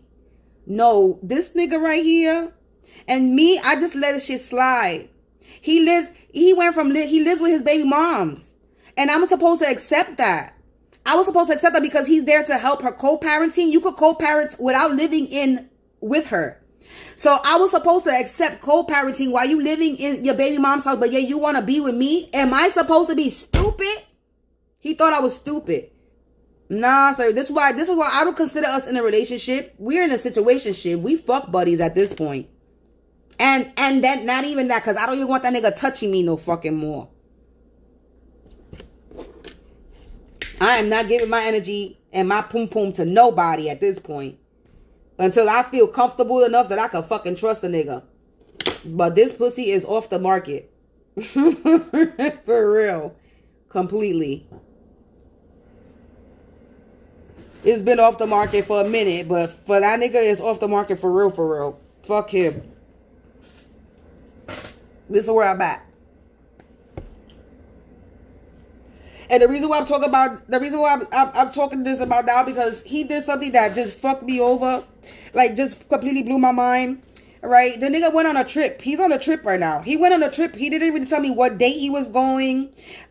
It's been nice all these days before I wanted to be outside. He knows that I'm always stuck in this fucking house. He don't come during the fucking day to come fucking to take me out knowing that I need some fucking sun. And he knows about this spiritual shit. He knows about it, right? No, he want to come at night where we just sit in the house motherfucking watching TV and smoking buzz, where I gotta get up and bust my ass and cook, and he leaves dirty dishes. He don't wash his dish. Sometimes I tell him to leave it, but whatever. We're not gonna put that on that, right? And then I tell him to come to do something because I don't have money in my pocket. Barely food. My food is running out. I told him to come do something so that I can have money in my pocket, and you know he left without coming to do that and left me without money in my pocket. I had shit to do this week. I had errands to run. I had places. I was on a mission to do something this week, and I was just told me when he get back. And I was like, I know you're not talking about when you get back from his trip. And I didn't get no response. And I'm sitting here like, I know he's not talking about when he gets back from his trip. And that's exactly what he was. I gotta wait for you to get back on your trip that you didn't really inform me on what day you were leaving. And I told you I needed you to do something for me so that I could have money in my pockets. I needed to get some things, and I needed to do shit, and I needed to sit in the house. And you dipset. And then I'm not supposed to be mad about that. I'm not supposed to feel away. That's disrespectful. You don't got no respect for me. At all. That right there did it. I'm done. He has a habit of he stashes bud in the house for me. So I haven't been on some, hey, how you doing? Why do I need to reach out? You on a vacation with your family. You surrounded by your family. I'm in this fucking house by myself. I'm getting spiritually attacked. I'm getting harassed. And you're not picking up that phone to sit there and see, hi, how you doing? Are you okay? So I texted him today asking him, was there any other stashes left? Because yesterday I texted him to see if there was any stashes left. He told me, yeah. He told me where the stashes was at. So I was like, all right. So I finished my bud. I asked him if there was any other stash because I needed to smoke. Today was a day. Today was that day, and I didn't have no bud, and I needed to smoke. So I could keep myself calm, right? So I texted him and was like, is there anything other stash? And he texts me, is that what you say? You don't text me, hey, how you doing? Nothing like that. And I was like, Today people got some balls. Today my mother with somebody needs to buy her a text, and then him with the hey, how you doing? I don't have I'm sorry. No offense. I don't have a hey, how you doing. When you left, you dipset on me. You ignoring me. You left me here with no motherfucking money. You left me here with and not that it's his responsibility, but he was supposed to do something so that I wouldn't be here without money, and he didn't come. He left. So you play yourself. So now I'm sitting here running out of shit. Motherfuckers is fucking with me and my money. So it's been hard for me to make money. And he knows this. And you couldn't come to do what you were supposed to do. So I wouldn't be without. And you know you leaving on a motherfucking trip. Mind you, the day before I asked him to come to spend time with me. And he basically flat out told me that he can't make time for me. He could have made time the day before real quick to come do what he needed to do. And when I asked him, because it would have just took 2 seconds, he could have left. He comes over here to drop off weed when I need weed. You telling me you couldn't come over here and do that shit for me real quick and know that you were leaving the next day? But you could come over here at 2 or 3 o'clock in the morning to drop off bud.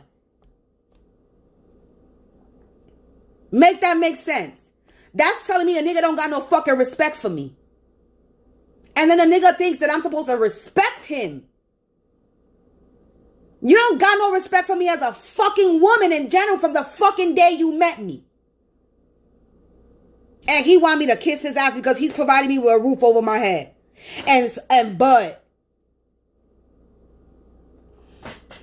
But you got no respect for me as a fucking woman. And he got girls. If it wasn't for me, he wouldn't be close with his family because he was a person that wasn't contacting his mother, wasn't communicating with his family at all. If it wasn't for me going through what I was going through, letting him know, don't go without speaking to your family. If you cool with your family, be in connection with them. If it wasn't for me, he wouldn't be connected to them the way he is now because he wasn't. If it wasn't for me, he wouldn't know certain spiritual things.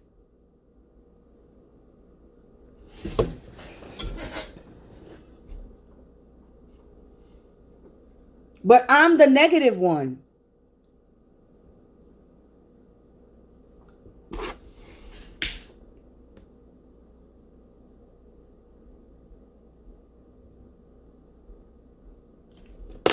Yeah, I got a feisty ass mouth and I speak my mind. And especially if you hurt me, I'm going to tell you about you. I'm going to tell you how you hurting me. I'm going to tell you what you doing that's hurting my feelings.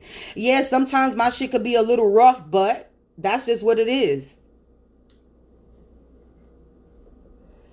I have cried tears in front of this nigga telling him you hurting me, and he still does. He still did it. Then supposedly he had some type of epiphany, right?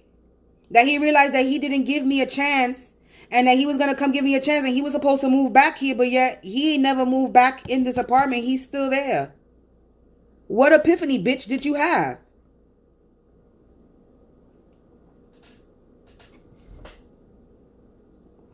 Because he probably had people in his ear telling him, don't fuck with me.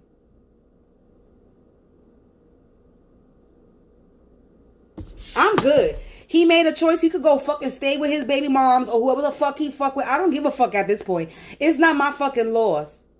It really isn't. I'm a talented ass individual. And that's another thing. There's so many things that he had told me, telling me that I want him to be a father to my son. No, nigga, if you in a relationship with somebody that has a fucking child, I would think, and if you trying to be with this person, I would think that you would get to know the person's child. He tried to make me seem like I'm trying to get him to be a father of his child. I bet you that was somebody else that told him that. He came to me and told me that I was doing spell work on him.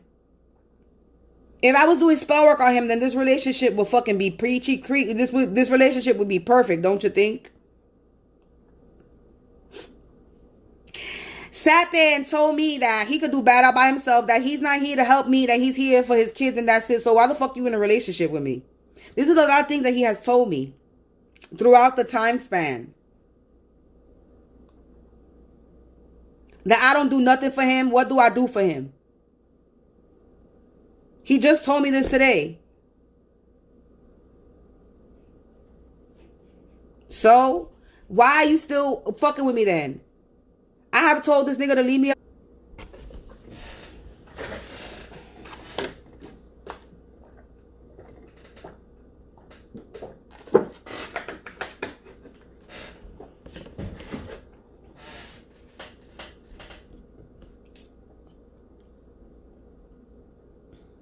Yeah, I lost connection for a second. But I have told this nigga so many times.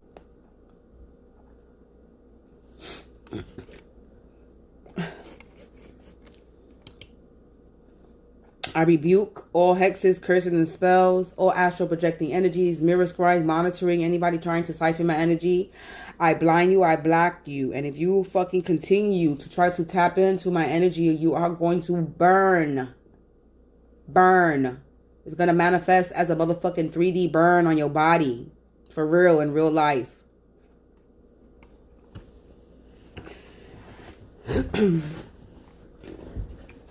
But... so, yeah, let me finish. So, I have told this dude to leave me alone. You know, even though he helps me, I live under the roof that he left me in. But he don't live here. I have told him to leave me alone so many times. And it's like, he keeps coming back. And then things get squashed and pushed away. Like nothing happened. And I can't keep doing that. I can't keep being in a fake ass bullshit ass relationship, motherfucker walking around saying I'm his girl. I'm not your girl. You don't treat me like your girl. You don't treat me like your girl. You living in your baby mom's house, and I'm supposed to believe that you're not fucking with her. Spare me the bullshit. No motherfucker needs to fucking co-parent in the same house. And the kid, maybe back then, maybe it was understandable because maybe she didn't have nobody to watch the little girl. His other daughter was in fucking college, and the other one, okay, maybe it's understandable. You didn't need to live with her. You know what I'm saying? Like, who are you? They make me to be naive and stupid. No, I wasn't naive and stupid. I'm not in any fucking way. I was far from naive and stupid. I was just letting a motherfucker do what he gonna do. You trusted me. You wanted me to trust in you, and that's what I did. I gave you my trust, and I believed in you.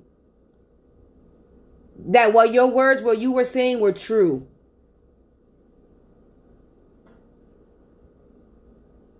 Not that I was naive.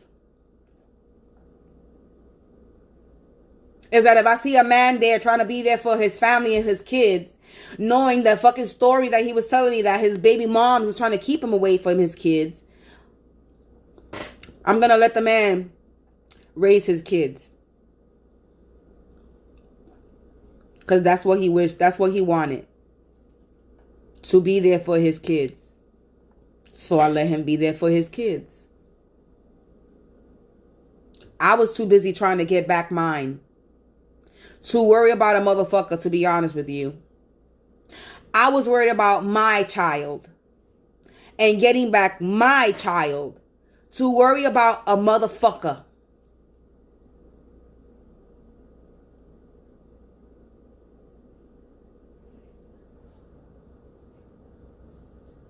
So while I was sitting here fighting battles of depression and anxiety and suicide thoughts and dealing with ACS cases and dealing with my mother treating me like shit, because my mother treated me like shit through this shit too. I didn't get into that, but my mother treated me like shit through this whole thing with my son too.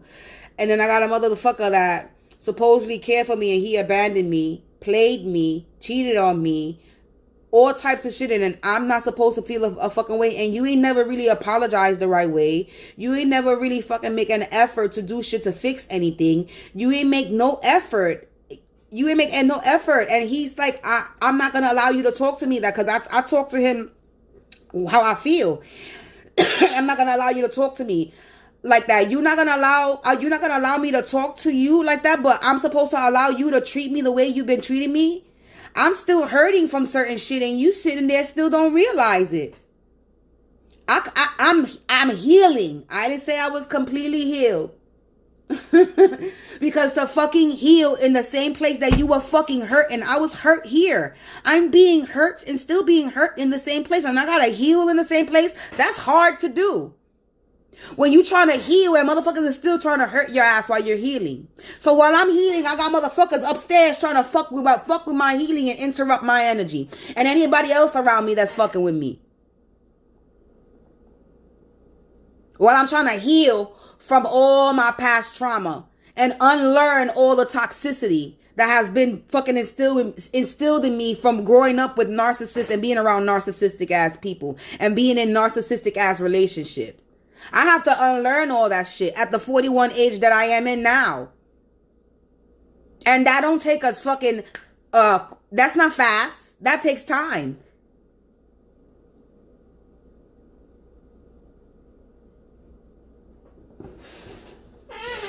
And it's like, he don't comprehend that. Like, you hurt me, right? You did a lot of things. I never met his mother.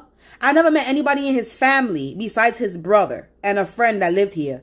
That's the only people I met. And his sister when his sister was in this house, she didn't introduce me to herself to me. And there was one time that he brought me to his sister's house, and the bitch, she disrespectful. There was another time that he brought me to around his mother's house, and he had me standing in the hallway. The lady didn't even fucking say hello to me, introduce herself, or invite me in the home. I got titties and pussy too, and I'm a woman. You don't leave a fucking woman standing outside that's supposed to be your girlfriend, your son's girlfriend, if that's what I was a representation of. If that's what he told people I was, you're not supposed to have me standing in the hallway of a building that I ain't never been in, ghetto ass hood building, while you in there for fucking 20 minutes, half an hour. And your mother, disrespectful, didn't even fucking introduce herself to me and say hi. Mind you, I've been with you for more than a fucking year. So who am I to you then? This nigga did all this thing and I'm still nice and cordial with him. I should be a real bitch. I should be a nasty individual with him. And I'm not. And then I thought, okay, then when I was getting spiritually guided to this, finding out everything, I was like, okay, everything that's going on, I was like, everything that's going on, maybe our relationship is being fucked up because spell work, right? Maybe I'm thinking this spell work that's happening, this spell work. So I forgave, at this point, I still hadn't forgiven him. So we're going to say it's 2 years ago, because I've been on the spiritual path. We're going on 2 years. So since 2 years ago is when I actually forgave him, because I was looking at these videos and it's telling me that spell work was put on the relationship. The reason why he's acting like this is because spell work. The reason why he sees me in a negative way is because there's spell work. So I'm like, okay, maybe I should forgive him. I only forgave him because I really thought that there was spell work put on this relationship. Maybe there still is, but I'm to the point where I'm tired and I'm done. If he's supposed to be in my life, he will be. If he's the one that's supposed to be for me, he'll be back in my life. However it is, if it's supposed to be, it's gonna be. Is what it is. Is how I feel. If it isn't, it isn't. I'm not fighting for this shit no more. I'm done him calling me toxic and negative. I'm done. I'm done. This is the last time he calls me toxic and negative, because what? I didn't fucking say, how are you doing? I'm negative because I didn't greet him and say, how are you doing? All I did was ask him if there was any more weed stashes left. And my mind was like, no. In my mind, I feel like I'm justified not to ask you how you doing. Because you left me here by myself. I'm by myself. You dipset on me. You knew I needed money in my pocket. You were supposed to come do something. You made an excuse. You could have came the day before. You could have took the time out of your day knowing that you were leaving the day before to fucking do what I asked you to do. Which I don't ask him for too much. I don't ask him for shit. The little things. And when I do ask him, they don't happen. And I'm supposed to say hello to you and ask you how you doing, and you with your fucking family having the time of your life right now on a vacation, and I'm sitting in this fucking house by myself being harassed and fucking being attacked spiritually with spiritual warfare. And I'm supposed to be like, hey, how you doing? After we just had a little argument before. Not argument, but me telling him that he don't give a shit about me. The same shit I was repeating to him today. And I'm supposed to text you, how you doing? You're on vacation. I'm by myself here. You know what I'm dealing with. How about you text me? How are you doing? Are you okay? No, I'm supposed to just see how everybody's fucking doing. Because they help me.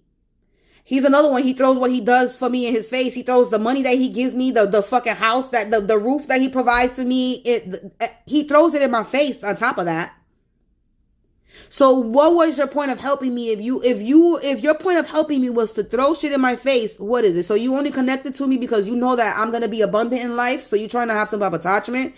Because during the relationship, I would be so stressed out about how I'm working my ass off and I'm not making money. And I know I'm not supposed to be broke. There's no way in hell that I'm doing everything that and I would say this. And I would say this. I know I'm not supposed to be broke. There's no way in fucking hell that I do everything that I'm doing. I'm very talented in what I'm doing. I'm very confident in it. I'm very talented at what I'm doing. Skillful. I'm not talking about this spiritual shit. I'm talking about everything else that comes with before. Because before I did this spiritual shit, I already had a whole shit set up for me before starting this spiritual journey of mine. I'm not even a spiritual journey because I've always been on a spiritual journey. Starting this channel, spirituality, doing the cards, you know what I'm saying, all that. I already had seeds planted, and where I already had businesses, building my businesses way before that. This is just an extra. And this is not a business. This is a lifestyle. This is not something, I don't make money from this. I don't get donations. I make no money from this. So,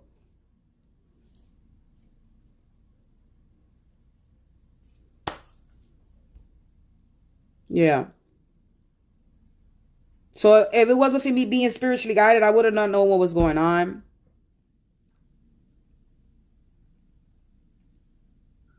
Then there's a lot of things in our relationship that I was coming in across in the reading. I was like, oh shit, that's it. That's our story. That's my story. That's my story. That's my story. That's my story. I'm like, yeah, there's a lot of people that know my story on here. They don't know who I am, but they know my fucking story. they know my story. So I'm like, yeah. And then I have to open up and say, hey, it's me. I'm the one you're talking about. I'm one of the many people you're talking about in these readings.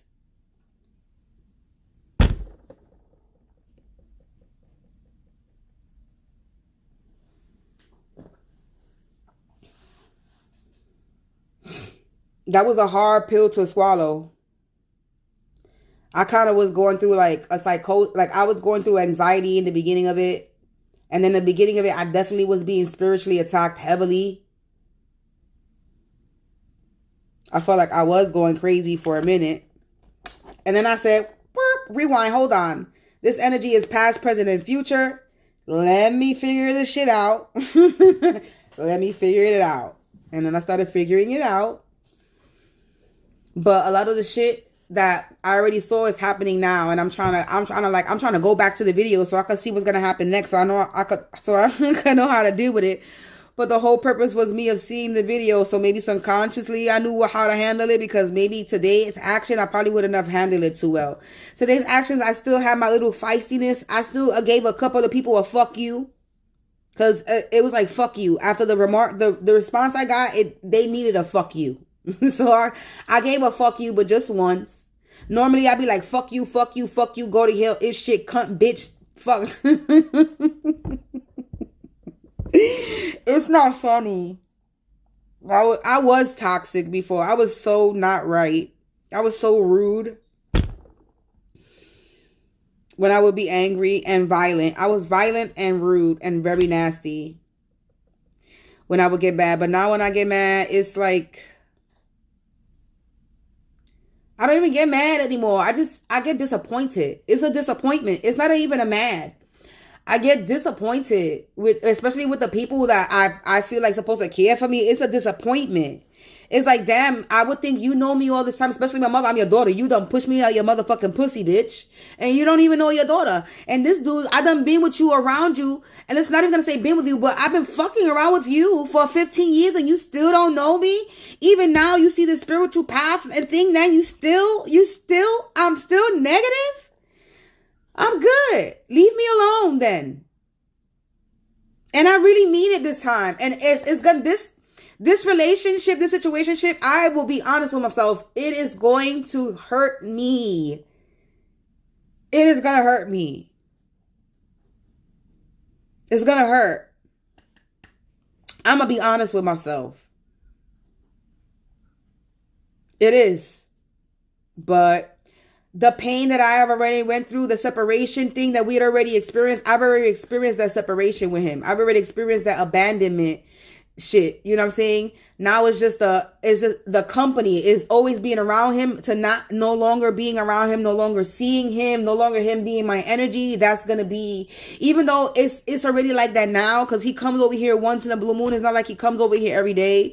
It's not like he stays the whole day. So it's like he visits and he comes and goes, like a friend comes to visit your house, chill, you're smoking and leave. That's basically what we on. He comes, he chills, he leaves, he eats, and he goes. So it's that. It's the really being by myself type shit. No company, no nothing, no nothing. And I want to have that experience in my own shit. I want my own place. I want my own shit. I don't want to be here no more. This has an attachment to him. He could still come here. He has the keys because this is his place. It's not mine. So I'm ready to go. I'm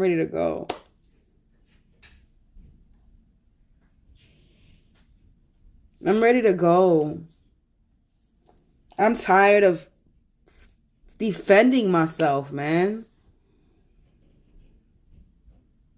I really am. Even when it comes to the shit that I'm going through around in my area.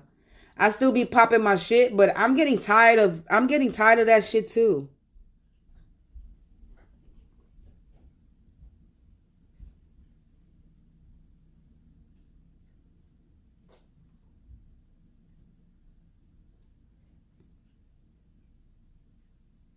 So it's like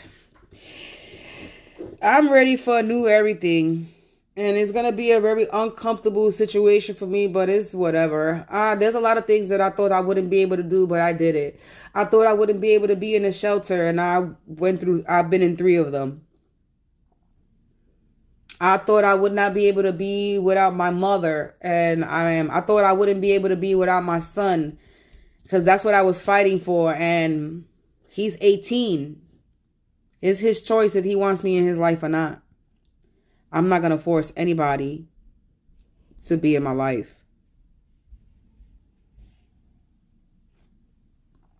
You're welcome. Maybe my story helps somebody else. Me talking about it will help me vent, because I keep shit in. Sometimes I talk about my stuff and sometimes I don't, because I just don't like going down memory lane anymore. But sometimes going down memory lane makes you realize certain things that you didn't realize before. So this is just me realizing things that I didn't realize before. Or me realizing things that I did realize, and I just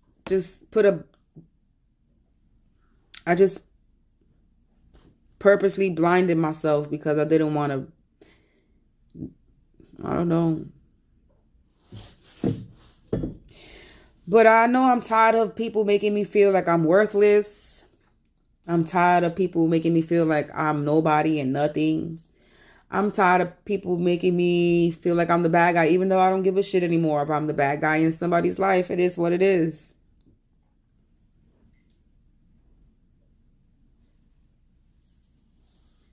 Tell me about it. I live in an area surrounded by fake people too. Don't worry about it. Feeling is mutual.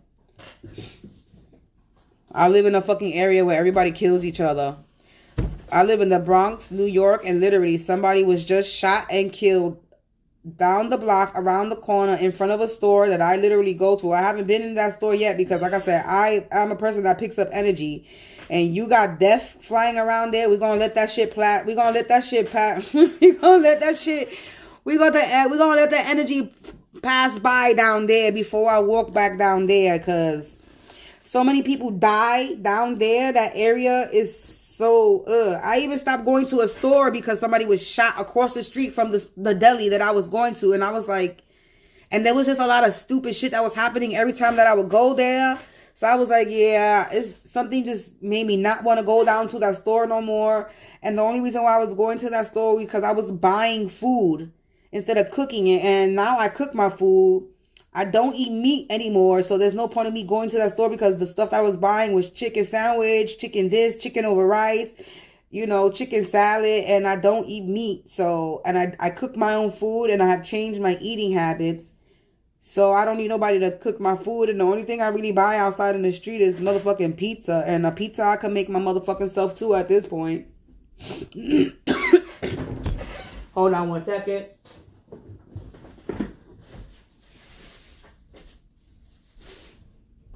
So, almost bust my ass. Hearing you share matters, I was bummed. I never looked at who you were, so I am glad you came on here, and the live was on my YouTube timeline. I've been in the Bronx. You was in the Bronx in the 80s. I was born in the 80s. I'm an 80s baby. I'm a Gen X. I'm a Generation X. I'm a millennium. I'm millennial. You're welcome. Well, me sharing my story is just, I felt like I needed to talk today because I'm tired. I sit here and I'm always in thought by myself. I'm always thinking. Always thinking. I can't stop thinking. I'm always in my head.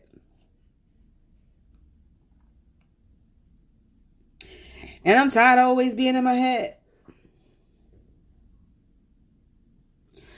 I know that how I defended myself when it comes to this last relationship was justified. And this nigga makes me feel like I'm always trying to justify things. I have the right to.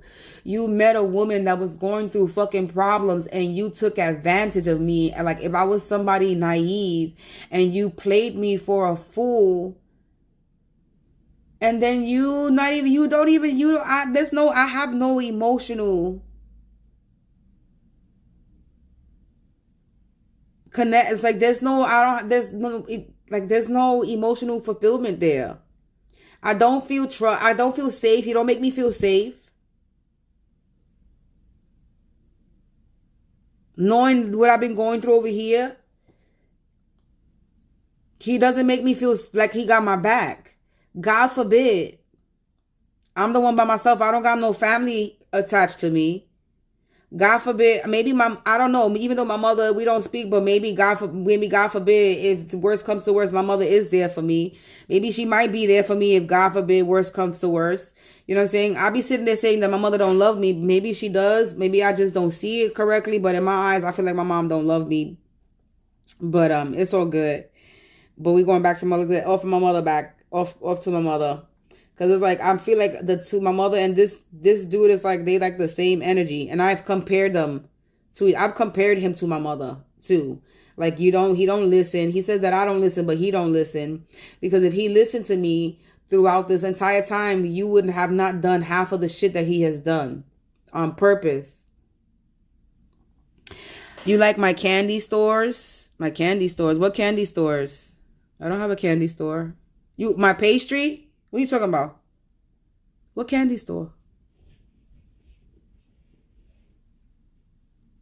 What you talking about, Willis? What candy store? I don't have a candy store. What you talking about? Now I'm curious. What you talking about? Yeah, man. So it's like, it took me a long time, man, to let go of this person and their energy. S&M. S&M. Blue Moon. That's Blue Moon. Oh, the candy stores. Oh, you telling me you like the candy stores in the Bronx? I'm like, my candy stores. Oh, you talk about candy stores in general in the Bronx. In the 80s, hell yeah, them shits were the bomb. You used to get the candies for what? A penny? You used to get penny candies back in the days. Man, them shits is not like that no more. You can't get a fucking candy for a penny anymore.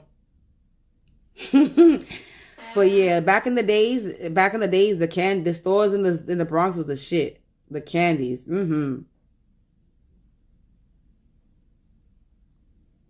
Yeah.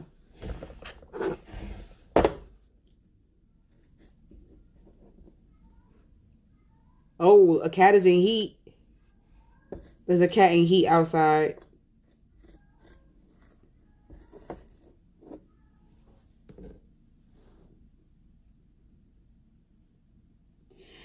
So yeah, man. I don't know. And I've been in the back of my mind, like I've been sitting here literally asking Spirit, if he's the one, give me a sign. I literally, and I'm going to be honest, the Spirit is telling me, yeah, he's the one. I'm like, where? I don't know if that's true. It's like you with the one you want, you have a spiritual connection. Am I? I do have a spiritual connection with him, but it's like, is he the one? Are you sure? Was I supposed to let go? I'll be asking, am I supposed to let go of him? Was I supposed to let go? I'll be like, let me know if I'm supposed to let go so I can let go. So I could keep it moving. I'll be literally asking, is he the one? And then I come across readings. It's like the one you go through the most is the one that you go through the most is the one that's the one. I'm like, is it? Because he's making me feel real worthless right now. And I'm not saying that I don't think he don't love me, because I know he loves me. But how much does he love me though? Because, like, does he understand he has hurt me to a point where, like, he really, really hurt me, and he has done nothing to fix it. So it's like I'm to the point where I don't know if I'm supposed to let go. Maybe I'm supposed to just let go for right now. I'm like, I don't know. You think he is? You think he's the one? You think the cancer man is the one? This last one? You think that he's the one? You think that's my soulmate? That's the one that I'm supposed to be with?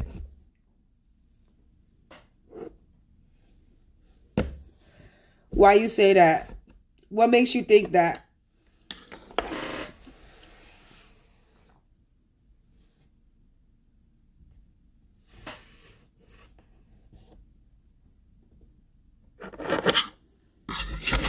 No, I don't think he does. Because he tells me that everything I do, that he feels like, I feel like the way I talk to him is justified, and in the back of my mind I'm like, but it is. You know, in my mind I'm like, it fucking is though. My attitude towards you, it is justified. He is broken. I believe he is dealing with some trauma that he has to deal with. I remember him telling me something, and I'm not going to tell his business. But I do believe that he's dealing with some childhood shit in the past. I do. I really do. He really do.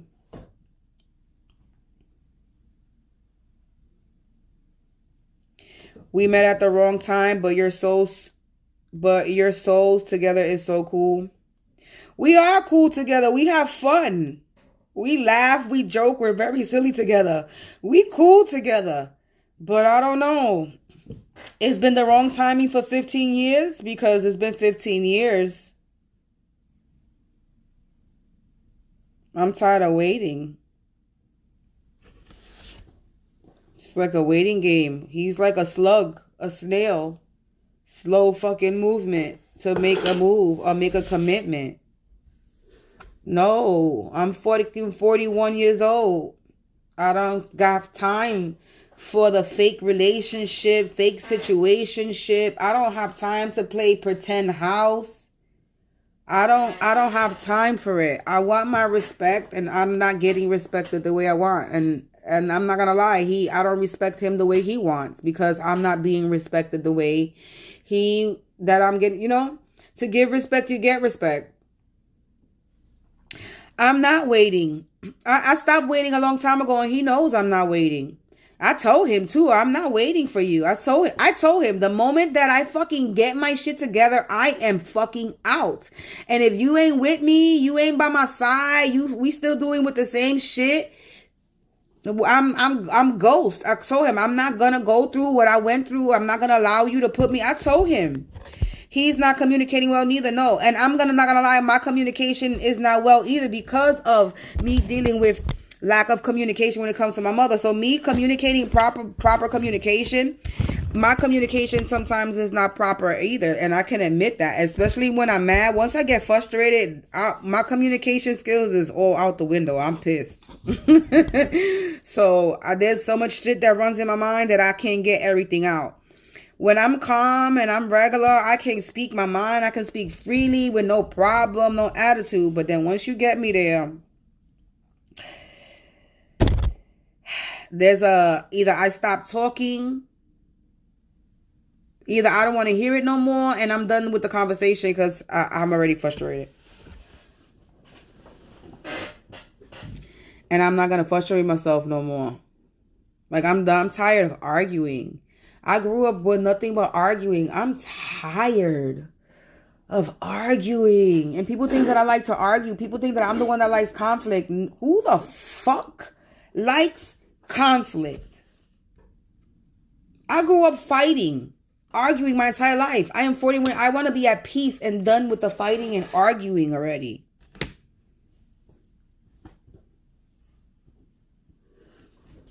Well, thank you. I gotta be stubborn because if I wasn't somewhat stubborn, people would fucking walk all over me. They already try to walk all over me, thinking I'm naive.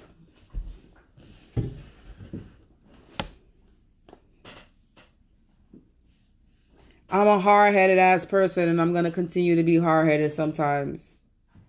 But I still learn shit.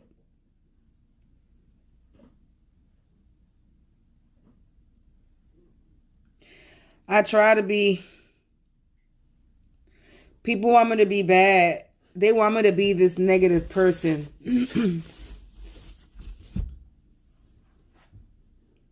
And I'm not going to be that. I'm still going to be my feisty self. I'm still going to speak my mind.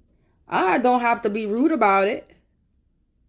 I can still speak the same way and express myself in the same way. I just don't got to be rude about it. But people are still going to take it the wrong way. I don't got to curse. That's one thing. Somebody might get a fuck you though. I ain't even going to lie. That's one thing that always comes out for some reason. Fuck you. That's my favorite. Fuck you, fuck you, fuck you, and fuck you. Cause that's when I'm done. I'll be like, you know what? Fuck this and fuck you. Fuck everybody. I get to that point where it's like, fuck you, I'm done. I don't give a fuck you. Fuck it. Like, cause this is tiring. You know what's that? My goodness. Sometimes it's like, if I wasn't aware, what would have happened to me if I wasn't aware of what was going on? I would probably be motherfucking dead, yo. And that's some real shit.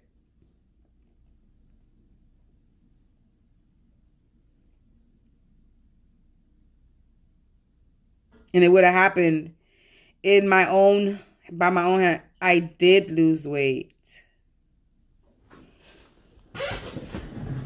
I did lose weight. Go me. I did lose weight. Matter of fact, I'm gonna post some pictures up today because I took some pictures today. So I was feeling myself. I look cute yesterday.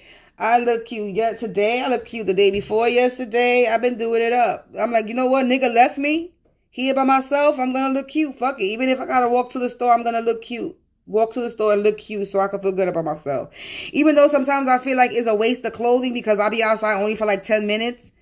But fuck it. It makes me feel good. So I'm feeling myself. I started to get myself some hair, put some hair, make my buns look bigger. Even though it's the same style that I do. But fuck it. I got to keep some of my head covered when I go outside because we're not playing no games with people trying to tap in. So, fuck it.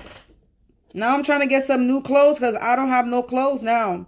I literally don't have no clothes. None of my clothes fit me at all whatsoever. I'm always with a problem with clothes. Either I'm too fat and I don't fit in it, or that was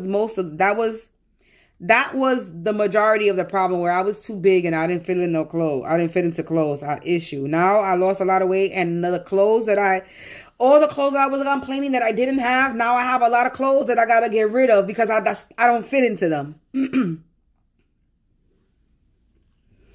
So, you don't need to get ready.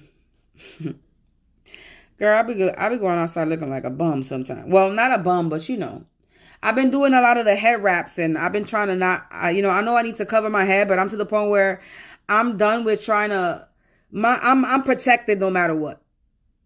You motherfucker want to tap in. This is why I'm to the point where you want to tap in. You want to try to tap into my crown.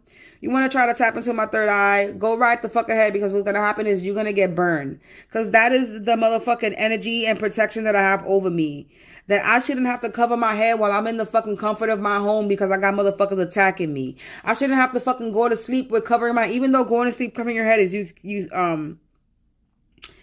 covering your head safety from the pillows and shit because, whatever, but I already got hair problems. I suffer from fucking alopecia. And now before I would never talk about it, but I'll talk about it now. This is why I cover my head a lot because I suffer from alopecia. So I work with what I fucking got and I still look cute doing it too. So I'm very confident with myself. I got a lot of motherfucking fucked up flaws with myself that I should be feeling real not confident in myself, but I'm more confident in myself than I ever been. Okay. And my teeth is yellow as fuck because I smoke a lot of bud. I was drinking a lot of iced tea. There was a point in my life where for 6 months straight, I was so depressed. I didn't brush my teeth. I couldn't even get out of bed. My house was a fucking mess, like pig shit. Yeah, I was in a bad place in my time. And now that I'm trying to fix myself, shit want to be all fucked up. My tooth, look. My tooth is about to fall out. And I'm like, I'm not going to let you fall out. I'm really trying to save my tooth, but it's going to go. So I'm trying to wrap my head around the fact that I'm about to have a missing tooth. So I'm trying to wrap my mind around the fact that I'm going to have a missing tooth in my mouth. That's going to be very noticeable. What you said? Sunflower, lecithin helps rebuild teeth. Might look into that. I've been using I got sunflower oil. I've been buying sunflower. I don't know if that's the same thing, but I got sunflower oil there that I've been using lately. So I put it on my body and I cook with it. Is that what you talk about? Sunflower oil? I'm going to show you what I got. You tell me if it's the same or it's different. Oh, it's a powder? Oh, okay. All right, I might look into that. When my money start looking right, I'm about to be buying a lot of shit. I'm ready to spoil myself. That's another thing. That's another thing in a relationship. The relationship I was in with him is like, he got me stuff here and there, but not like that. You know, flowers. I ain't never got a motherfucking flowers from his ass. Like, you know, even though that's some stupid petty shit to even talk about, but I'm just saying, like, you know, shit like that. Things girls want. I'm over it. I don't know. It don't cost too much. Girl, to be honest, I don't even care about talking about it. I'm struggling. There's no money that I'm making online and I'm trying my ass off. So, he ain't that way.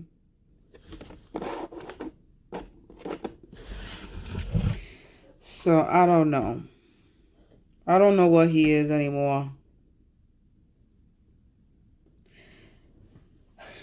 Love should not be confusing. And when it comes to him, I'm very confused.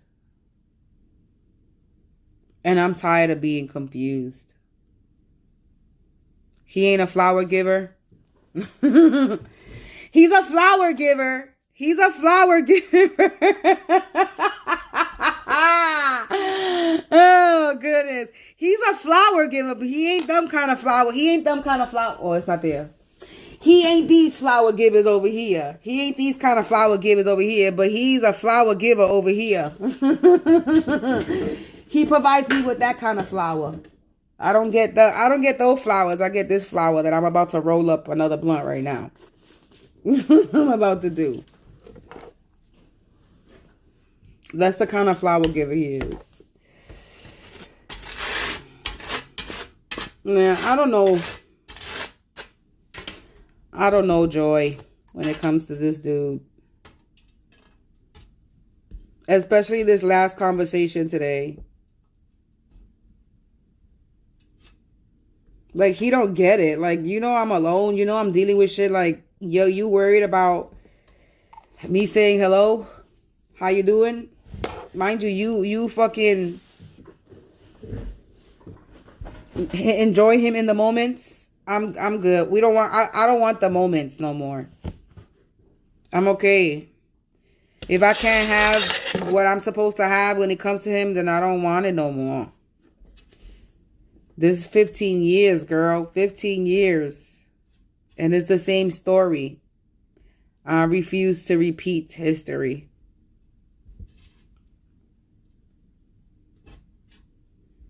No repeats here. And to him, I'm negative. So, and I've always been negative. There's no way to get that out his head. He already views me and perceives me in a certain way, and that's how he treats me. And I'm not stupid. He says what I do for him. So I'm guessing because I don't do nothing for him, what? I don't provide you with money, what? I'm not having sex with you, what? What, you know what I'm saying? I'm not perfect. You met me when I was going through shit in my life. You see that I'm trying, so I guess I'm not trying enough for you.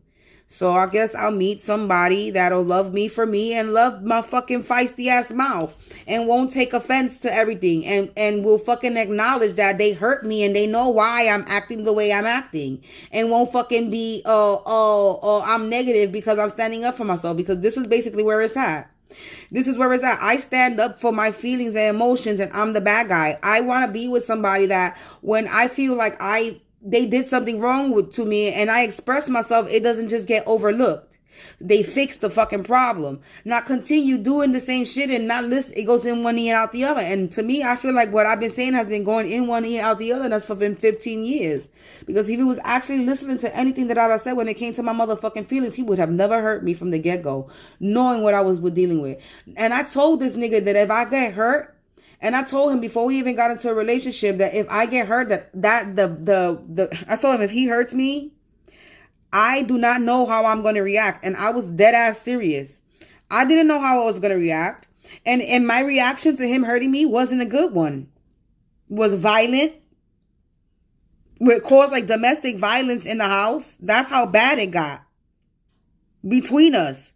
That him doing what he did to me while I was in the state of mind that I was going through caused me to be violent.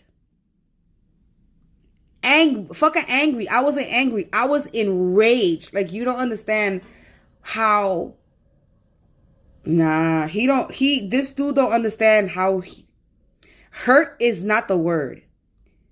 Homeboy don't understand. He almost broke me. Let's put it this way. That's where it's at.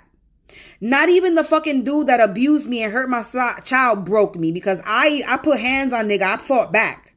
This dude, the cancer one, is the one that broke me.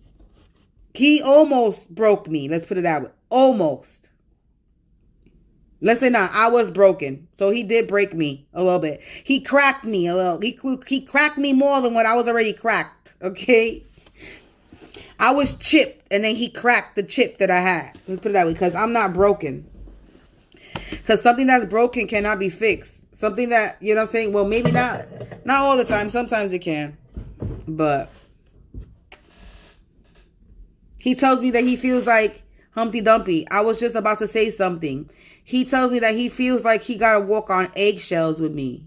So he's scared. He's scared. Like, I can't do somebody that's scared and fear. I can't. He doubted me. He doubts me. He doubts that I'm a good person. I don't know. He doubts. He does a lot of doubt, and I can't have that in my life. You doubting me, that's not helping me. You projecting that I'm negative, that's not helping me in any way. I'm being projected negativity. I'm an empath. I'm somebody that reads energy. You know what I'm saying? So sometimes some of my energy that's coming out is probably not always mine. It's probably somebody else's, or probably his that, you know what I'm saying? Do you know what I'm saying? It's like he don't understand. Maybe he doesn't believe that I'm this gifted person. I don't know. And then at the same time, it's making me feel like maybe he's just with me because he knows that I'm going to be abundant. Because throughout this whole entire time, I would complain. That's what I was saying before, and I didn't say it. Throughout this whole time, I would complain sometimes about how I know that I'm not supposed to be broke. I know I'm talented. I know I'm not supposed to be going through this. I would say that I know somebody's doing something. I said this. I said, I know somebody's doing something to me, because there's no way in hell that I'm supposed to be not making money or doing something, because I do a lot of things. I'm a freelance graphic designer. I fucking bake. I bake in 2 different ways. I bake regular desserts and I make edibles, and all these things I did as businesses. I used to sell sneakers, like name brand sneakers. I used to sell name brand clothing. I have the hookup to get name brand shit and non-name brand shit. I have the hookup. I have the plug to get a lot of things. You know what I'm saying? There's a lot of money. There's a lot of ways that I could have helped people to make money, or help him make money. Just anything. Build something together. No, he ain't never want to help me make money. He ain't never helped me build nothing with. He didn't want to build nothing with me. There was one time that now I forgot what the fuck I was saying. I was gonna say something. Thank you. I was about to say something. And I lost track of it. Somebody don't want me to say what I was trying to say.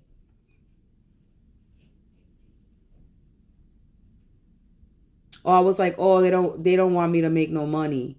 Oh, that's where we at. I was saying that I know that was something was happening. I know that was somebody was doing something, because I would complain to him and say there's no way in fucking hell that I should be not making money with all the shit that I do. Right? And he would tell me, don't worry about it. He would say, yeah, about money. He would say, don't worry about it. Don't worry about it. You gonna be abundant. He would say that you are a phoenix. This is the words that he would use. He would say, you're a phoenix rising. He would say that you're a phoenix rising. He would tell me, you're a phoenix rising. Don't worry about it. You're going to come into abundance. He would tell me that I'm going to come into abundance. That don't worry about it. That everything's going to work out. He would tell me this. Like I said, he's spiritual too. He gets download. He's spiritual too. So he gets messages. So he's telling me that I'm going to be a phoenix. He would literally say a rising phoenix. This is the words that he would use. Was rising phoenix. And I'm like, oh, like I would be like, oh, that's so sweet. Oh, you know, he has I would make it seem like he has, what's the word that I'm trying to look for? Potential. He sees my potential. That's how I would look at it. Like he sees my potential, right? Because at first I didn't know that he was like spiritual like that. Like I didn't really know, because I wasn't really into my spirituality like that the way I am now. So I didn't really know that he was a person that gets downloads. So he would sit there and say, I'm the rising phoenix. Don't worry. It's going to happen. You don't worry. You're going to come into a lot of abundance. So it's like, now it's making me feel like, is he just sticking with me because he knows that eventually that I'm going to come into abundance? Is he just still trying to stay attached to me? But then again, at the same time, not really, because he real quick to let my ass go. He be real quick to let me go. He don't fight for me. When I tell you that he does not fight for this relationship, he does not fight for this relationship. He does a lot of gaslighting and ghosting and breadcrumbing, and I'm over it. It's this in and out shit. I'm not with the in and out shit. Like, I want what's mine, and if you're not mine, then just leave me be so I could get what's mine. He is broken. Well, what the fuck?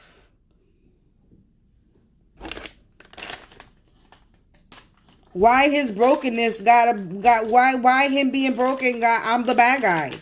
No, that's not fair. And what's crazy is he has a lot of health problems. And I feel bad. Like, I feel bad. He has a lot of health problems. Like, physically, he does. And I be feeling bad. And I be like, did I do that? I be like, did I do that? Because there was one time that he hurt me so bad that I was like, I wish you feel the fucking pain physically the way you make me feel. I said this a long time ago. That I told him, I wish you feel the pain that you making me feel physically, the way you making me feel emotionally, mentally, inside. And right now, I think he's feeling it. And I'm like, I really hope that I didn't do that. I really hope that I didn't, that's not me. Because when I said that, that was when I was upset, angry, because he hurt me. So I'm like, people born in July have gut problems. He was born in June. He's a June Cancer. I'm a July Cancer. But he has gut problems, though. He got stomach issues. Me, sometimes.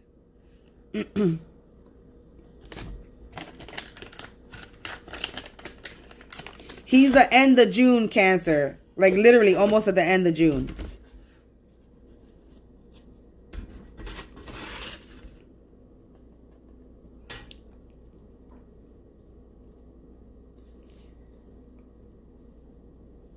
Yeah. I'm a July Cancer. I was born July 5th. Right after Independence Day. Literally. Listen. You're not going to be banging on my refrigerator, so you're going to cut the shit out. No.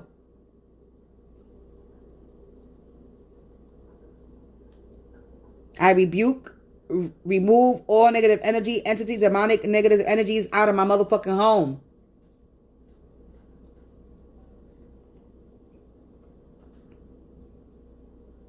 Are you a Cancer too, girl? Hey, girl. Hey, girl. You hear it, right? You hear the knocking on my refrigerator. See, that's one thing though, because I know I got a new spirit. I have there's a new spirit in my energy, because when I use my pendulum now, it does a different kind of action. So there's a new spirit in my energy now. So it's making me think if that's the spirit. And not, because I came across a video that says that when you hear knocking and shit, your shit is they got demonic dispossession, like, you know, they're sending spirits. So I'm like, okay, my refrigerator was doing that a while ago. It stopped doing that, and all of a sudden it started doing it again. So, but now it's like I'm a little confused now, because I don't know if the knocking that I'm hearing now is bad, or it's the new spirit that's in my, you see, you heard the radiator, or it's the new spirit that's in my energy. Because when I say stop, it stops, as you notice. I say to stop banging on my refrigerator and the noise stops. I be thinking that I'm crazy here, but I'm not. I know I'm not crazy, because that should be on command. I'll be like, stop with the fucking banging in my refrigerator, and it stops. And now I'm on camera and it's doing it, and it stopped when I said it. So it's making me think, like, is this the energy that they sending, possession? You know what I'm saying? Because I came across a video. I don't know if I posted on here or I posted on my Facebook, but I came across a video on TikTok, and it was about somebody explaining how your apartment buildings and shit and apartments can be haunted, especially if there's somebody in the vicinity that's doing spell work. And I live above somebody that does spell work. Like, I already think he got a motherfucking altar in his closet. And that nigga was in that altar in that closet because the motherfucker was banging on the door today, and motherfuckers had to kick the door, bang the door for a motherfucker to open the door. So I think he was in his closet doing some seance today, because he didn't hear that door ringing. Motherfuckers had to bang on that bitch. But anyway, so I'm like, is it the new spirit that is in my energy that is doing the knocking? Because it goes from the refrigerator to the radiator, the refrigerator and the radiator. And I know it be the radiator because sometimes my radiator don't be on. It be cold. And the only way that the radiator does knocking sometimes, but that's because it's on. But there's been times that the radiator hasn't been on. It's been cold, and I've gotten the knocking on the radiator. So it's like, and then earlier today I went to go to sleep, and it's like I get a Morse code. I've been hearing a knocking, and it's like a Morse code. So I don't know what it's like. It's a knocking, and it's like a repeated knocking over and over. So it's like there's some type of spirit that is in my house that's trying to tell me something, and I don't know, because I don't know knocking codes. I don't know no Morse code shit. And it's like I feel like if I try to record it, it's gonna stop. And the only way I'm going to be able to get help, if there is a spirit that's asking for help, is if it lets me record the knocking, so that I can see if anybody knows what that code is. Because it's like a constant knocking, but it's like a repeated pattern. Repeated. It's like a repeated bang thing. And I'm like, well, and it sounds like it's Morse code. It sounds like it's some type of code. And I don't know Morse code. I don't know how to... I don't know... I don't know how to get the messages. And I really believe that that's a message. Now, for some reason, I believe it's a message that's a message. And I don't know that. And it's funny how it got recorded. It got recorded. So now I know I'm not bugging. You saw me tell the motherfucking knocking on my refrigerator to stop, and it stopped. So now I know that I got proof that I'm not bugging in my house. I got proof in my house that I'm not bugging, so thank you. That's all I needed, because I was sitting here thinking that I'm bugging. I'm like, is the refrigerator just fucked up, or... Yeah, but nope. It is what it is. It is what it is. So yeah, man. So yeah, I'm going through all this crazy bullshit, supernatural bullshit in my motherfucking house. I'm not scared. I be talking to her. I be like, listen. I be telling the knocking. I be like, listen, have respect, man. That shit is annoying, man. Stop with the thing, but no respect. No respect. No respect, man. No respect. They ain't got no respect. No respect. They still doing the knocking on the refrigerator. So, I don't know. I'm to the point where I don't know if it's something that's bad. I don't feel like it's bad, because if I felt like there was a bad energy, I would sense it. Like I get dizzy. So when there's a negative energy in my energy, I get dizzy and I start feeling drained. When it's something that's decent, I don't get that. Like, I don't get any dizzy or draining energy. So, and I don't get a draining energy from that. And it's like I'm fucking communicating with whatever spirit that is, because it listens when I say stop, but then it keeps on doing it. Tap, tap, tap. Yeah. So it's like, yeah, I don't know. I think it's trying to tell me something. I just don't know what it's trying to tell me. So hopefully if it does the tapping again, we catch it. And maybe somebody can know, maybe it's a Morse code. And maybe I can find out what the message is. Because I don't know what it's trying to tell me. Tap, tap, tap. It's telling me to tap, tap, tap in. That's what it's telling me to do.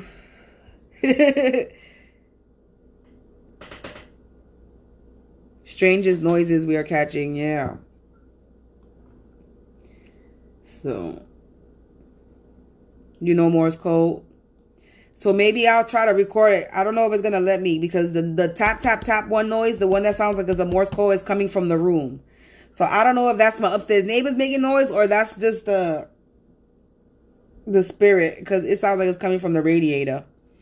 So if I could catch it, I'm going to catch it. If we could catch this one again, we try to catch this one again. If I'm on camera, because I be trying to like want to press record, but you know, spirit know what you're doing. And if the spirit wants to be recorded, it's going to do what it is. So it's going to do it. It did what it did. It wanted to be recorded. So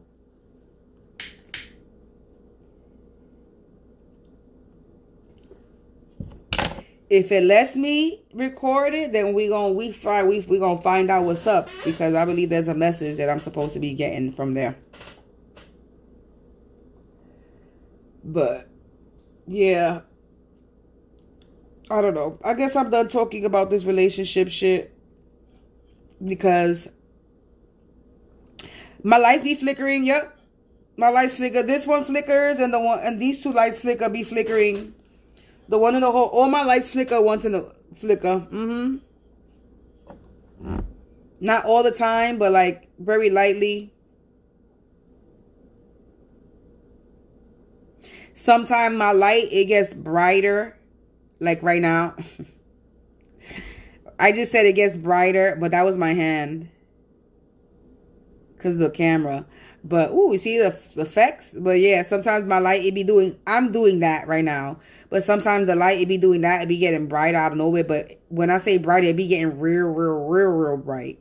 And I know right now these lights is probably blinding y'all, but there's nothing I could do, because my phone with a camera is cracked. It got a crack in it, so it makes the light.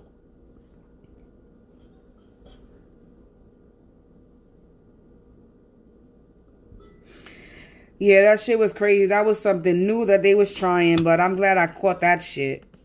I'm glad I caught that shit on camera, though. I'm glad I caught that on camera. That was something new. I don't know if they be trying to get me mad, but I don't even get mad no more. There's no point. I don't even get mad no more. I laugh now, because it's like all it is to me now is a reminder that I am somebody important. I am that VIP. I am that VIP, that MVP, that VIP. I am doing something that I'm supposed to be doing if people are coming for me the way they're coming for me. So what I do is I take that and I be cocky with it, with my karmic people. So I'm not a cocky person, but when it comes to these people, I will be cocky with it. Yes, I will. They giving me the attention, so fuck it. You giving me Bobby hair world. You making my head gas. So I'm going to walk over here. I'm going to walk out in the street gas, because y'all coming for me hard. Trying to ruin my relationships. Want me alone. These people wanted me isolated. Okay, they got me isolated, right? But in my isolation, I'm a Cancer sign. We like to be alone. We like to be by ourselves. We are natural hermits. That is what the Cancer sign is. The hermit crab. Hermit crabs stay to themselves. We don't really like too many crowds of people. We don't like small talk. We like real conversations. So isolate us and we will build. And that's what the fuck I did in here. You left me alone. They left me alone. He abandoned me. I turned a cop into an FBI, and the family lives. You turned the cop into the FBI. Well, I don't know what fucking cop is associated in my story.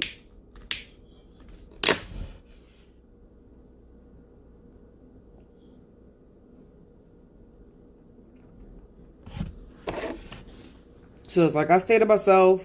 I mind my own business.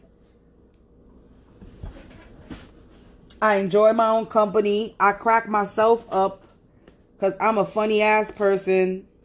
So he killed my truth teller. What? I'm sorry, what? Hold on. You turn the cop into the FBI and the family lives 190 feet away. So the family of the cop that you turned in lives 198 feet away from you? Or the FBI lives 98 feet away from you? And they killed your truth teller. The cop's family lives 198 feet away from... Wow. And killed your truth teller. What you mean? Your like me, your tarot reader, like somebody like me?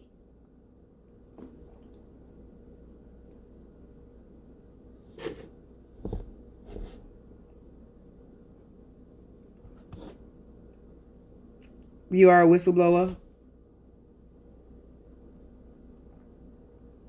So that's probably not your real name, and you're under some other account that cannot be tracked. You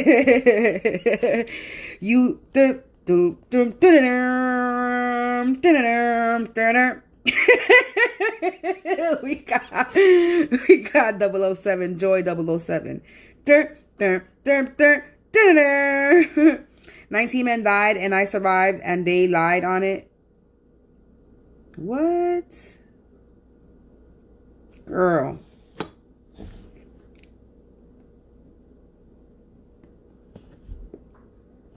You are you? So that's your name? Okay, girl. No hiding. I like that. No hiding. No hiding. I like that. No fear. No fear. That's what's up.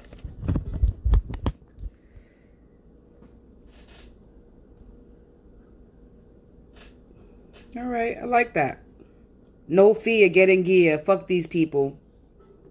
They wanted somebody to be in fear.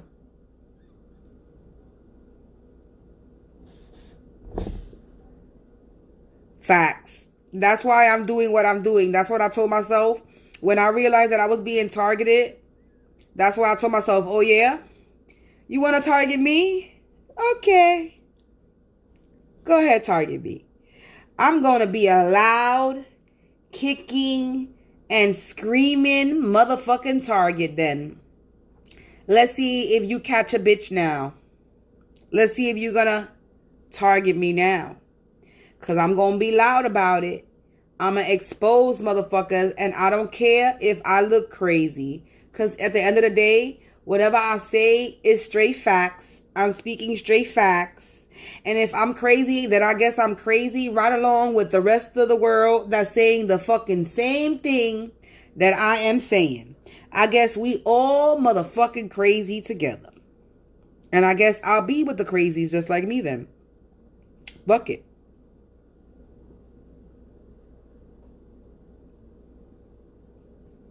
But them trying to make me look crazy didn't work out for them though.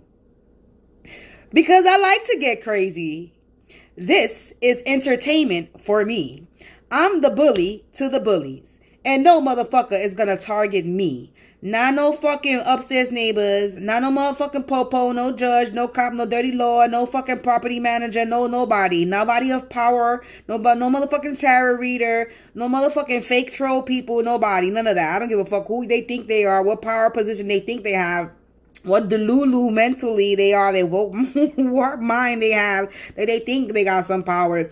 No, I'm nobody's target. And if I gotta talk shit about motherfuckers, we gonna talk shit about motherfuckers. I don't give a fuck how a motherfucker feel. You gonna feel how you feel. You gonna be mad because I'm gonna talk shit about you. And we gonna expose you, and we might expose you by your first name, your last name, your apartment building, and your door, your mother's name, your father's name, your sister, your brother. If you got cousins, if you got babies, we exposing all your asses.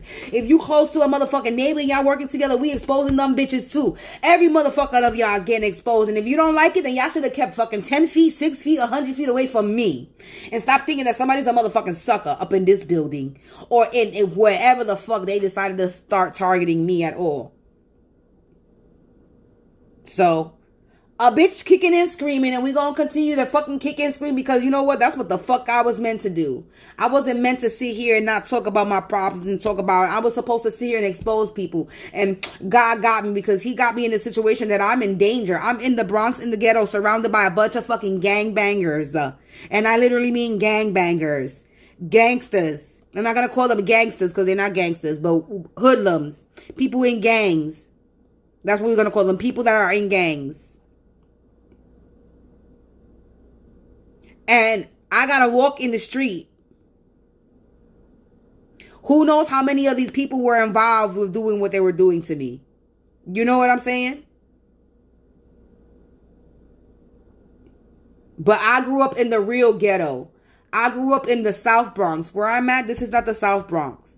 I grew up in the real ghetto.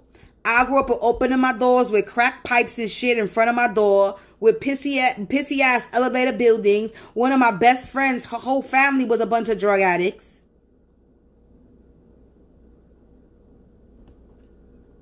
I grew up in the real hood, around real crazy shit. Motherfuckers was getting shot and killed almost every motherfucking day. There was a fucking fire in our building almost every fucking month, every 2 weeks. Oh, Lord. I grew up in the real ghetto. So this and the way they acting, and this is nothing. This harassment, I ain't never been harassed like this. But all this crazy shit that's going on, I lived in the hood. Like the hood. This shit, maybe back in the day, this was a real hood, was real gangster and ghetto, but now it is not. They just want to kill each other for stupid petty shit. Nowadays, it ain't no real beef out here anymore. Why people killing each other? They just killing each other to kill each other because they just going crazy. Dumb petty shit. No real reason of why motherfuckers is shooting each other in the fucking first place. And I say, if you live in the ghetto, it don't mean you gotta keep it ghetto. You slept in the car and took the tires off the car.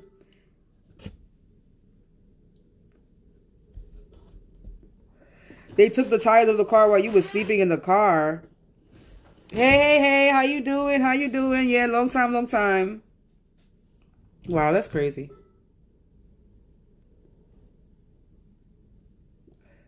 How the fuck they take the tires off your car while you sleeping? That's some fucking balls. Motherfuckers got balls, man. For real. I tell you.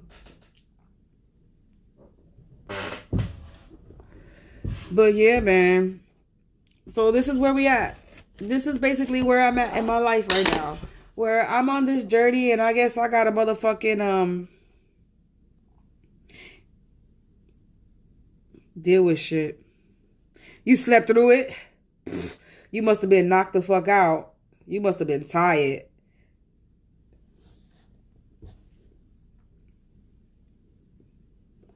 I'm not a heavy sleeper. It depends, but I don't think I'm a heavy sleeper. I'll wake up. If I hear a noise, I'll wake up sometimes.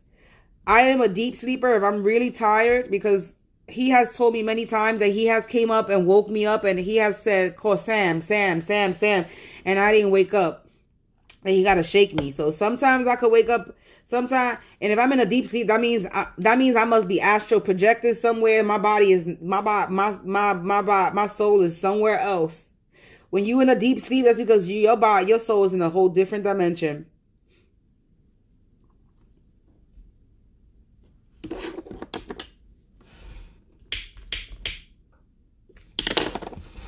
You was in a whole different plane, girl, sleeping, if you didn't feel that shit. I would have been like, who the fuck? I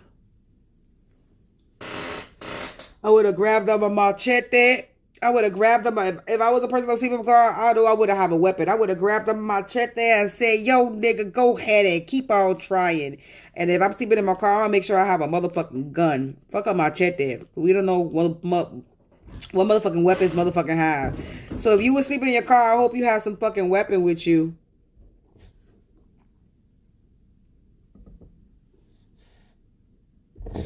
That's scary. That right there is a little scary. I don't know if I could do that. But if I had a car and I had no option and I wanted to get out, I'll probably sleep in my car too. That's why sometimes I'll be like, damn, I wish I had a car sometimes, because I would be out. And I would have took my 2 cats, a little bit of clothes, well, whatever phones I have. I don't even have a proper phone either. But I would have took a little bit of stuff to hold me down, whatever. And I would have left to I don't know where.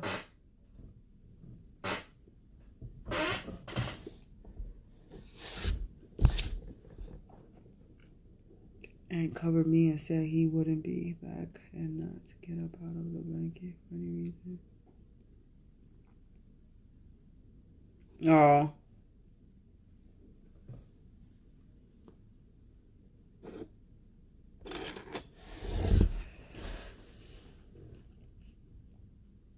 Was this somebody that you was messing with? Was this a boyfriend?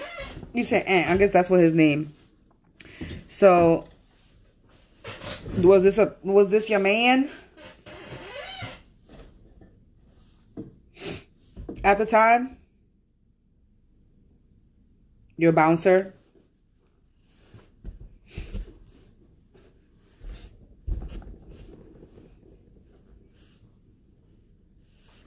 Oh, okay. Okay. I need some water. Damn, I've been on here for almost 3 hours. Damn, I had a lot to say.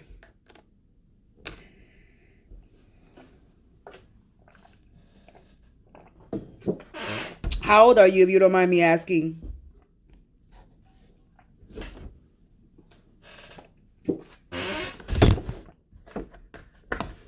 Oh, shoot, I need to put my food away. Excuse me.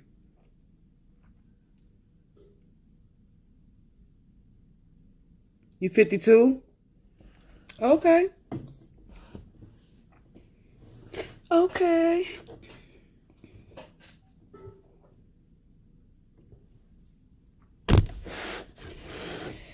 Well, I'm 41 and I'm very grateful for all my life lessons, and I'm ready to fucking live my motherfucking life. I'm tired of just surviving, because I've been on survival mode for a very long time and I'm tired.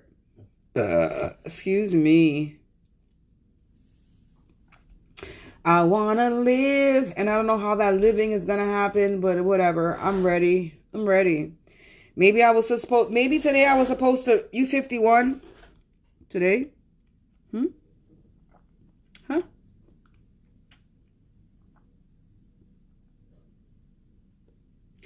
50, we're going to be 52 on July 1st. So we're 10 years apart. We're literally 10 years apart.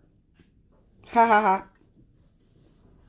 How did I lose weight? Girl, I don't even know. I changed my eating. So I don't eat meat. Like, I don't eat meat. I don't eat chicken. I don't eat beef. I stopped eating pork a long time ago. Fish. I was only eating fish and shrimp, but then I found out about fish. I was eating crab, shrimp, and salmon. And then I found out about the shrimp and the shrimp and the crab. And those were two of my favorites. So I stopped eating that. And then I stopped eating salmon because I saw a video and it had worms in it. So now I'm like, I don't even want to eat any type of anything at this point, just fruits and vegetables. So basically, that's what I've been doing, eating fruits and vegetables. The only fish I do eat is maybe tuna fish, not tuna fish, but albacore in a can. And I eat a lot of fruits and vegetables, and I started drinking more water. I wasn't drinking water. I wasn't a person to drink water, so now I drink water. Yeah, I seen a video and this lady had bought salmon. I don't think it's all the salmon, but that just turned me off. So it made me stop buying salmon. I started coming across a lot of videos with this food, all the food being contaminated. So it was like, all right, anything that's living, I'm just not gonna eat. So that's basically where I'm at right now, trying to remove the parasites out of my body, but I'm trying to do it naturally. So I've been doing a lot of fasting, but my fasting, it be happening naturally because I don't eat breakfast like I used to. I used to wake up all the time and make breakfast when this nigga was in the house with me. He don't live in the house with me anymore, so I stopped making breakfast. I was making breakfast before for me, but then I stopped doing that because I wasn't waking up hungry. So, and I only eat like once or twice a day. Before I was just once a day, but now I go, for some reason it's being back on twice a day for some reason because I feel like my body is needing some type of nutrients or something. So I eat like once or twice a day, and I eat a lot of vegetables and fruits, and I've been looking into, thank you. I'm trying. I don't feel like it that much. Like my teeth is still fucked up, so I'm still a little bit with my teeth. I need to get this teeth back white right now. And my skin, I need my skin to clear, and I'm trying to get my hair to grow because I have alopecia. I don't want to wear weaves. I don't want to wear wigs, and I'm tired of wearing wraps on my head all the time. So yeah. So basically, I'm just trying to work on me, trying to detox my motherfucking body and eat healthier. So I just been looking into like healthier foods and trying different vegetables that I haven't been trying. So like, let's see. I've been eating lentils. Lentils is a superfood. So I've been incorporating lentils in my system. I've been just eating a lot of foods, a lot of alkaline foods and shit like that. A lot of things that's gonna detox my body. So I just been doing a lot of detox foods, fasting, drinking a lot of water. I'm about to start working out to start toning everything up because I got everything is all flabby and shit. So we about to start toning shit up because there's a bathing suit that I'm trying to fit in that I got, and I can't have this fupa right here. I can't have this fupa right here because if the bathing suit gets wet, then it's going to go and then you're going to see this bed. I don't want that. So we're going to try to work on them. We're going to try to do that, lady. Up, down, up, down. We're going to try to do that. We're going to do that up, down, lady. I'm going to use my fucking stepper thing that I got here. I got some shit here. I just haven't been really motivated to motherfucking exercise. I don't know. I need to tone shit up because I'm trying to get right.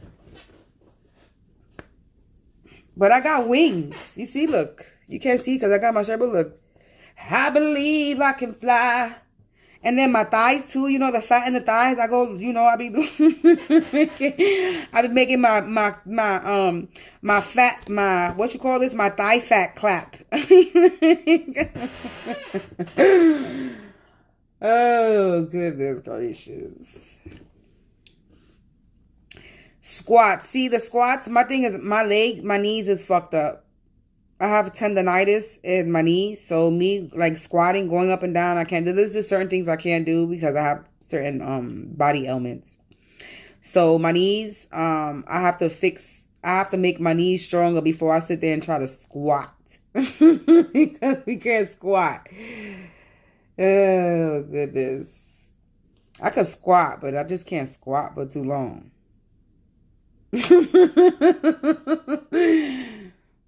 That just went completely off exercise for a second. But anyway.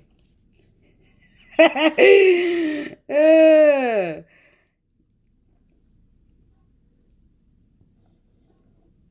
I could sit down. I could sit down. I'm not saying that I can't. I'm sitting down now. I just can't. Squatting, I could do it a little bit. How far you gotta go down anyway? I don't know. I don't think I'll be able to go all the way down squatting. And I don't think I'll be able to do too many of them because my knee might lock. So I have to do some knee exercises to get my knees stronger. So I could do all that extra shit. But we're gonna try. I have a stepper. It ain't the stepper that be on TikTok. Cause then people got this stepper that they be using on TikTok. I ain't got one. I got some old school one. But I have a stepper here, so we're gonna use it because I've been seeing people using a stepper that they getting off of TikTok, and it's been working good for them. So I'm like, I got my old school stepper here. I got an old school stepper here, so we about to use it. I got my old school workout thing. I got the Thigh Master here too, so we about to use that too. I got that thing, that bell that you shake. That bell that you shake. I used to have a stepper that was like the one that they showing now that has the 4-part. But when I mean old school where it has the stand that you hold on to like a motherfucking treadmill. But I got this stupid Thigh Master. I ain't never used the Thigh Master either. So we're going to use that because I could lose the fat. I got the bell, like that thing that you swing like that. I got a stretchy thing. And I got some 5-pound weights. So I got some stuff that I could do some workout here. I got a mat. I could be on the floor, but we're not doing no floor exercises because my ass, we're not doing no floor exercises. So we're going to get myself right first. The stuff that I'm weak at, I'm going to strengthen first. I'm inspiring you to take it up a notch. Hey, girl, you want to do a video workout? We do video workout together. Will you be my motivation? I'll be your motivation because I don't be motivated to work out, but I got all this stuff that I can work out in my house and I don't take the opportunity to do it. But maybe I need to do that. Maybe I need to do that to distract my mind off of what's going on right now. Maybe I need to release my frustration by working out because I need to release frustration. And if I ain't having sex, we need to release it some motherfucking way. So we about to fucking work out. For real. I think I am. After today, after my whole experience and going through what I'm going through today with not only my mother, but with this, whatever he is to me, I don't even know what to label him. My friend, he's not only a friend, I don't know what to label him at this point. Besides the shit that I went through, the whole back and forth and the text message bullshit with them today, is like, maybe I'm gonna start working out. I need to release my fucking frustration. You know what I really want? You know, you ever seen that boxing music box where it's music and you punch? I want that. That's what I want. I want that boxing thing that you make music. You seen it? Have you ever seen it? I need that in my life. So, I really want to punch shit. That's what I want. I want to punch shit. I want that music boxing thing. They have it. You could put it. You could buy. It's one you could buy in your house. I need it. I need that. Anyway, eventually, when my shit comes in, hopefully it comes in fast. Hopefully these motherfuckers get karma and get removed out of my life fast because I already know that all my shit is pending in the spiritual bank right now because we got motherfuckers trying to take my shit. Does my library allow me to take out DVDs? Yeah, but I don't fuck with my library. I don't go to the library. I used to, but I don't go to the library no more.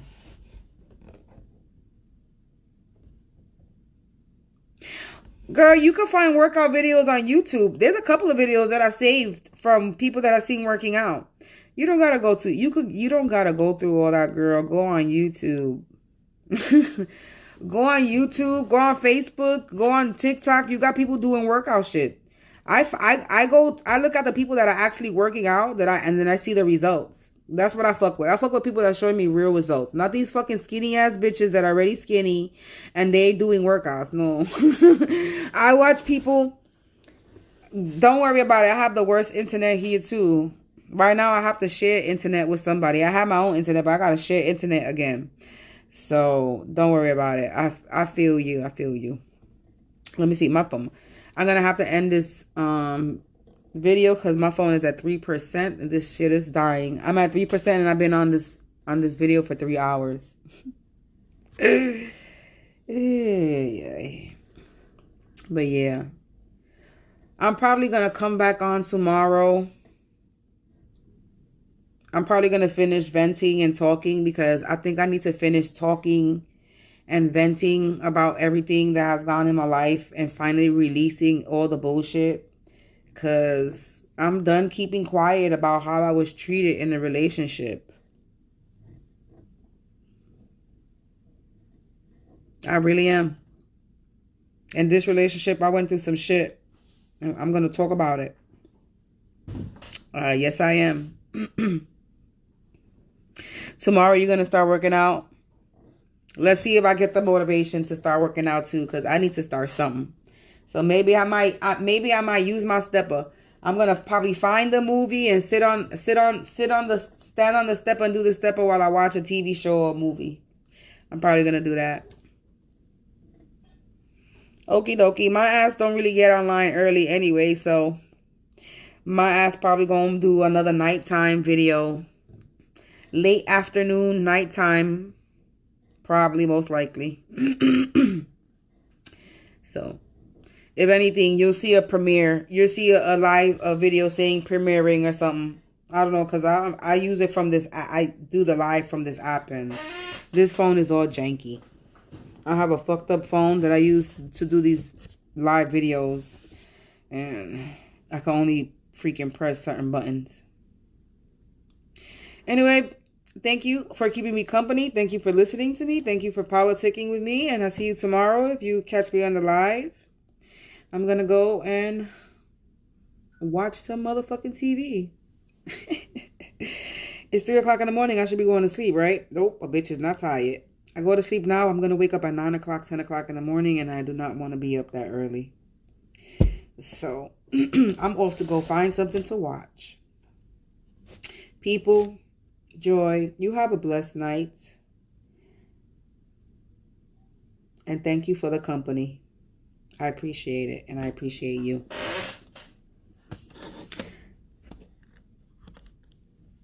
And you enjoy the rest of your day.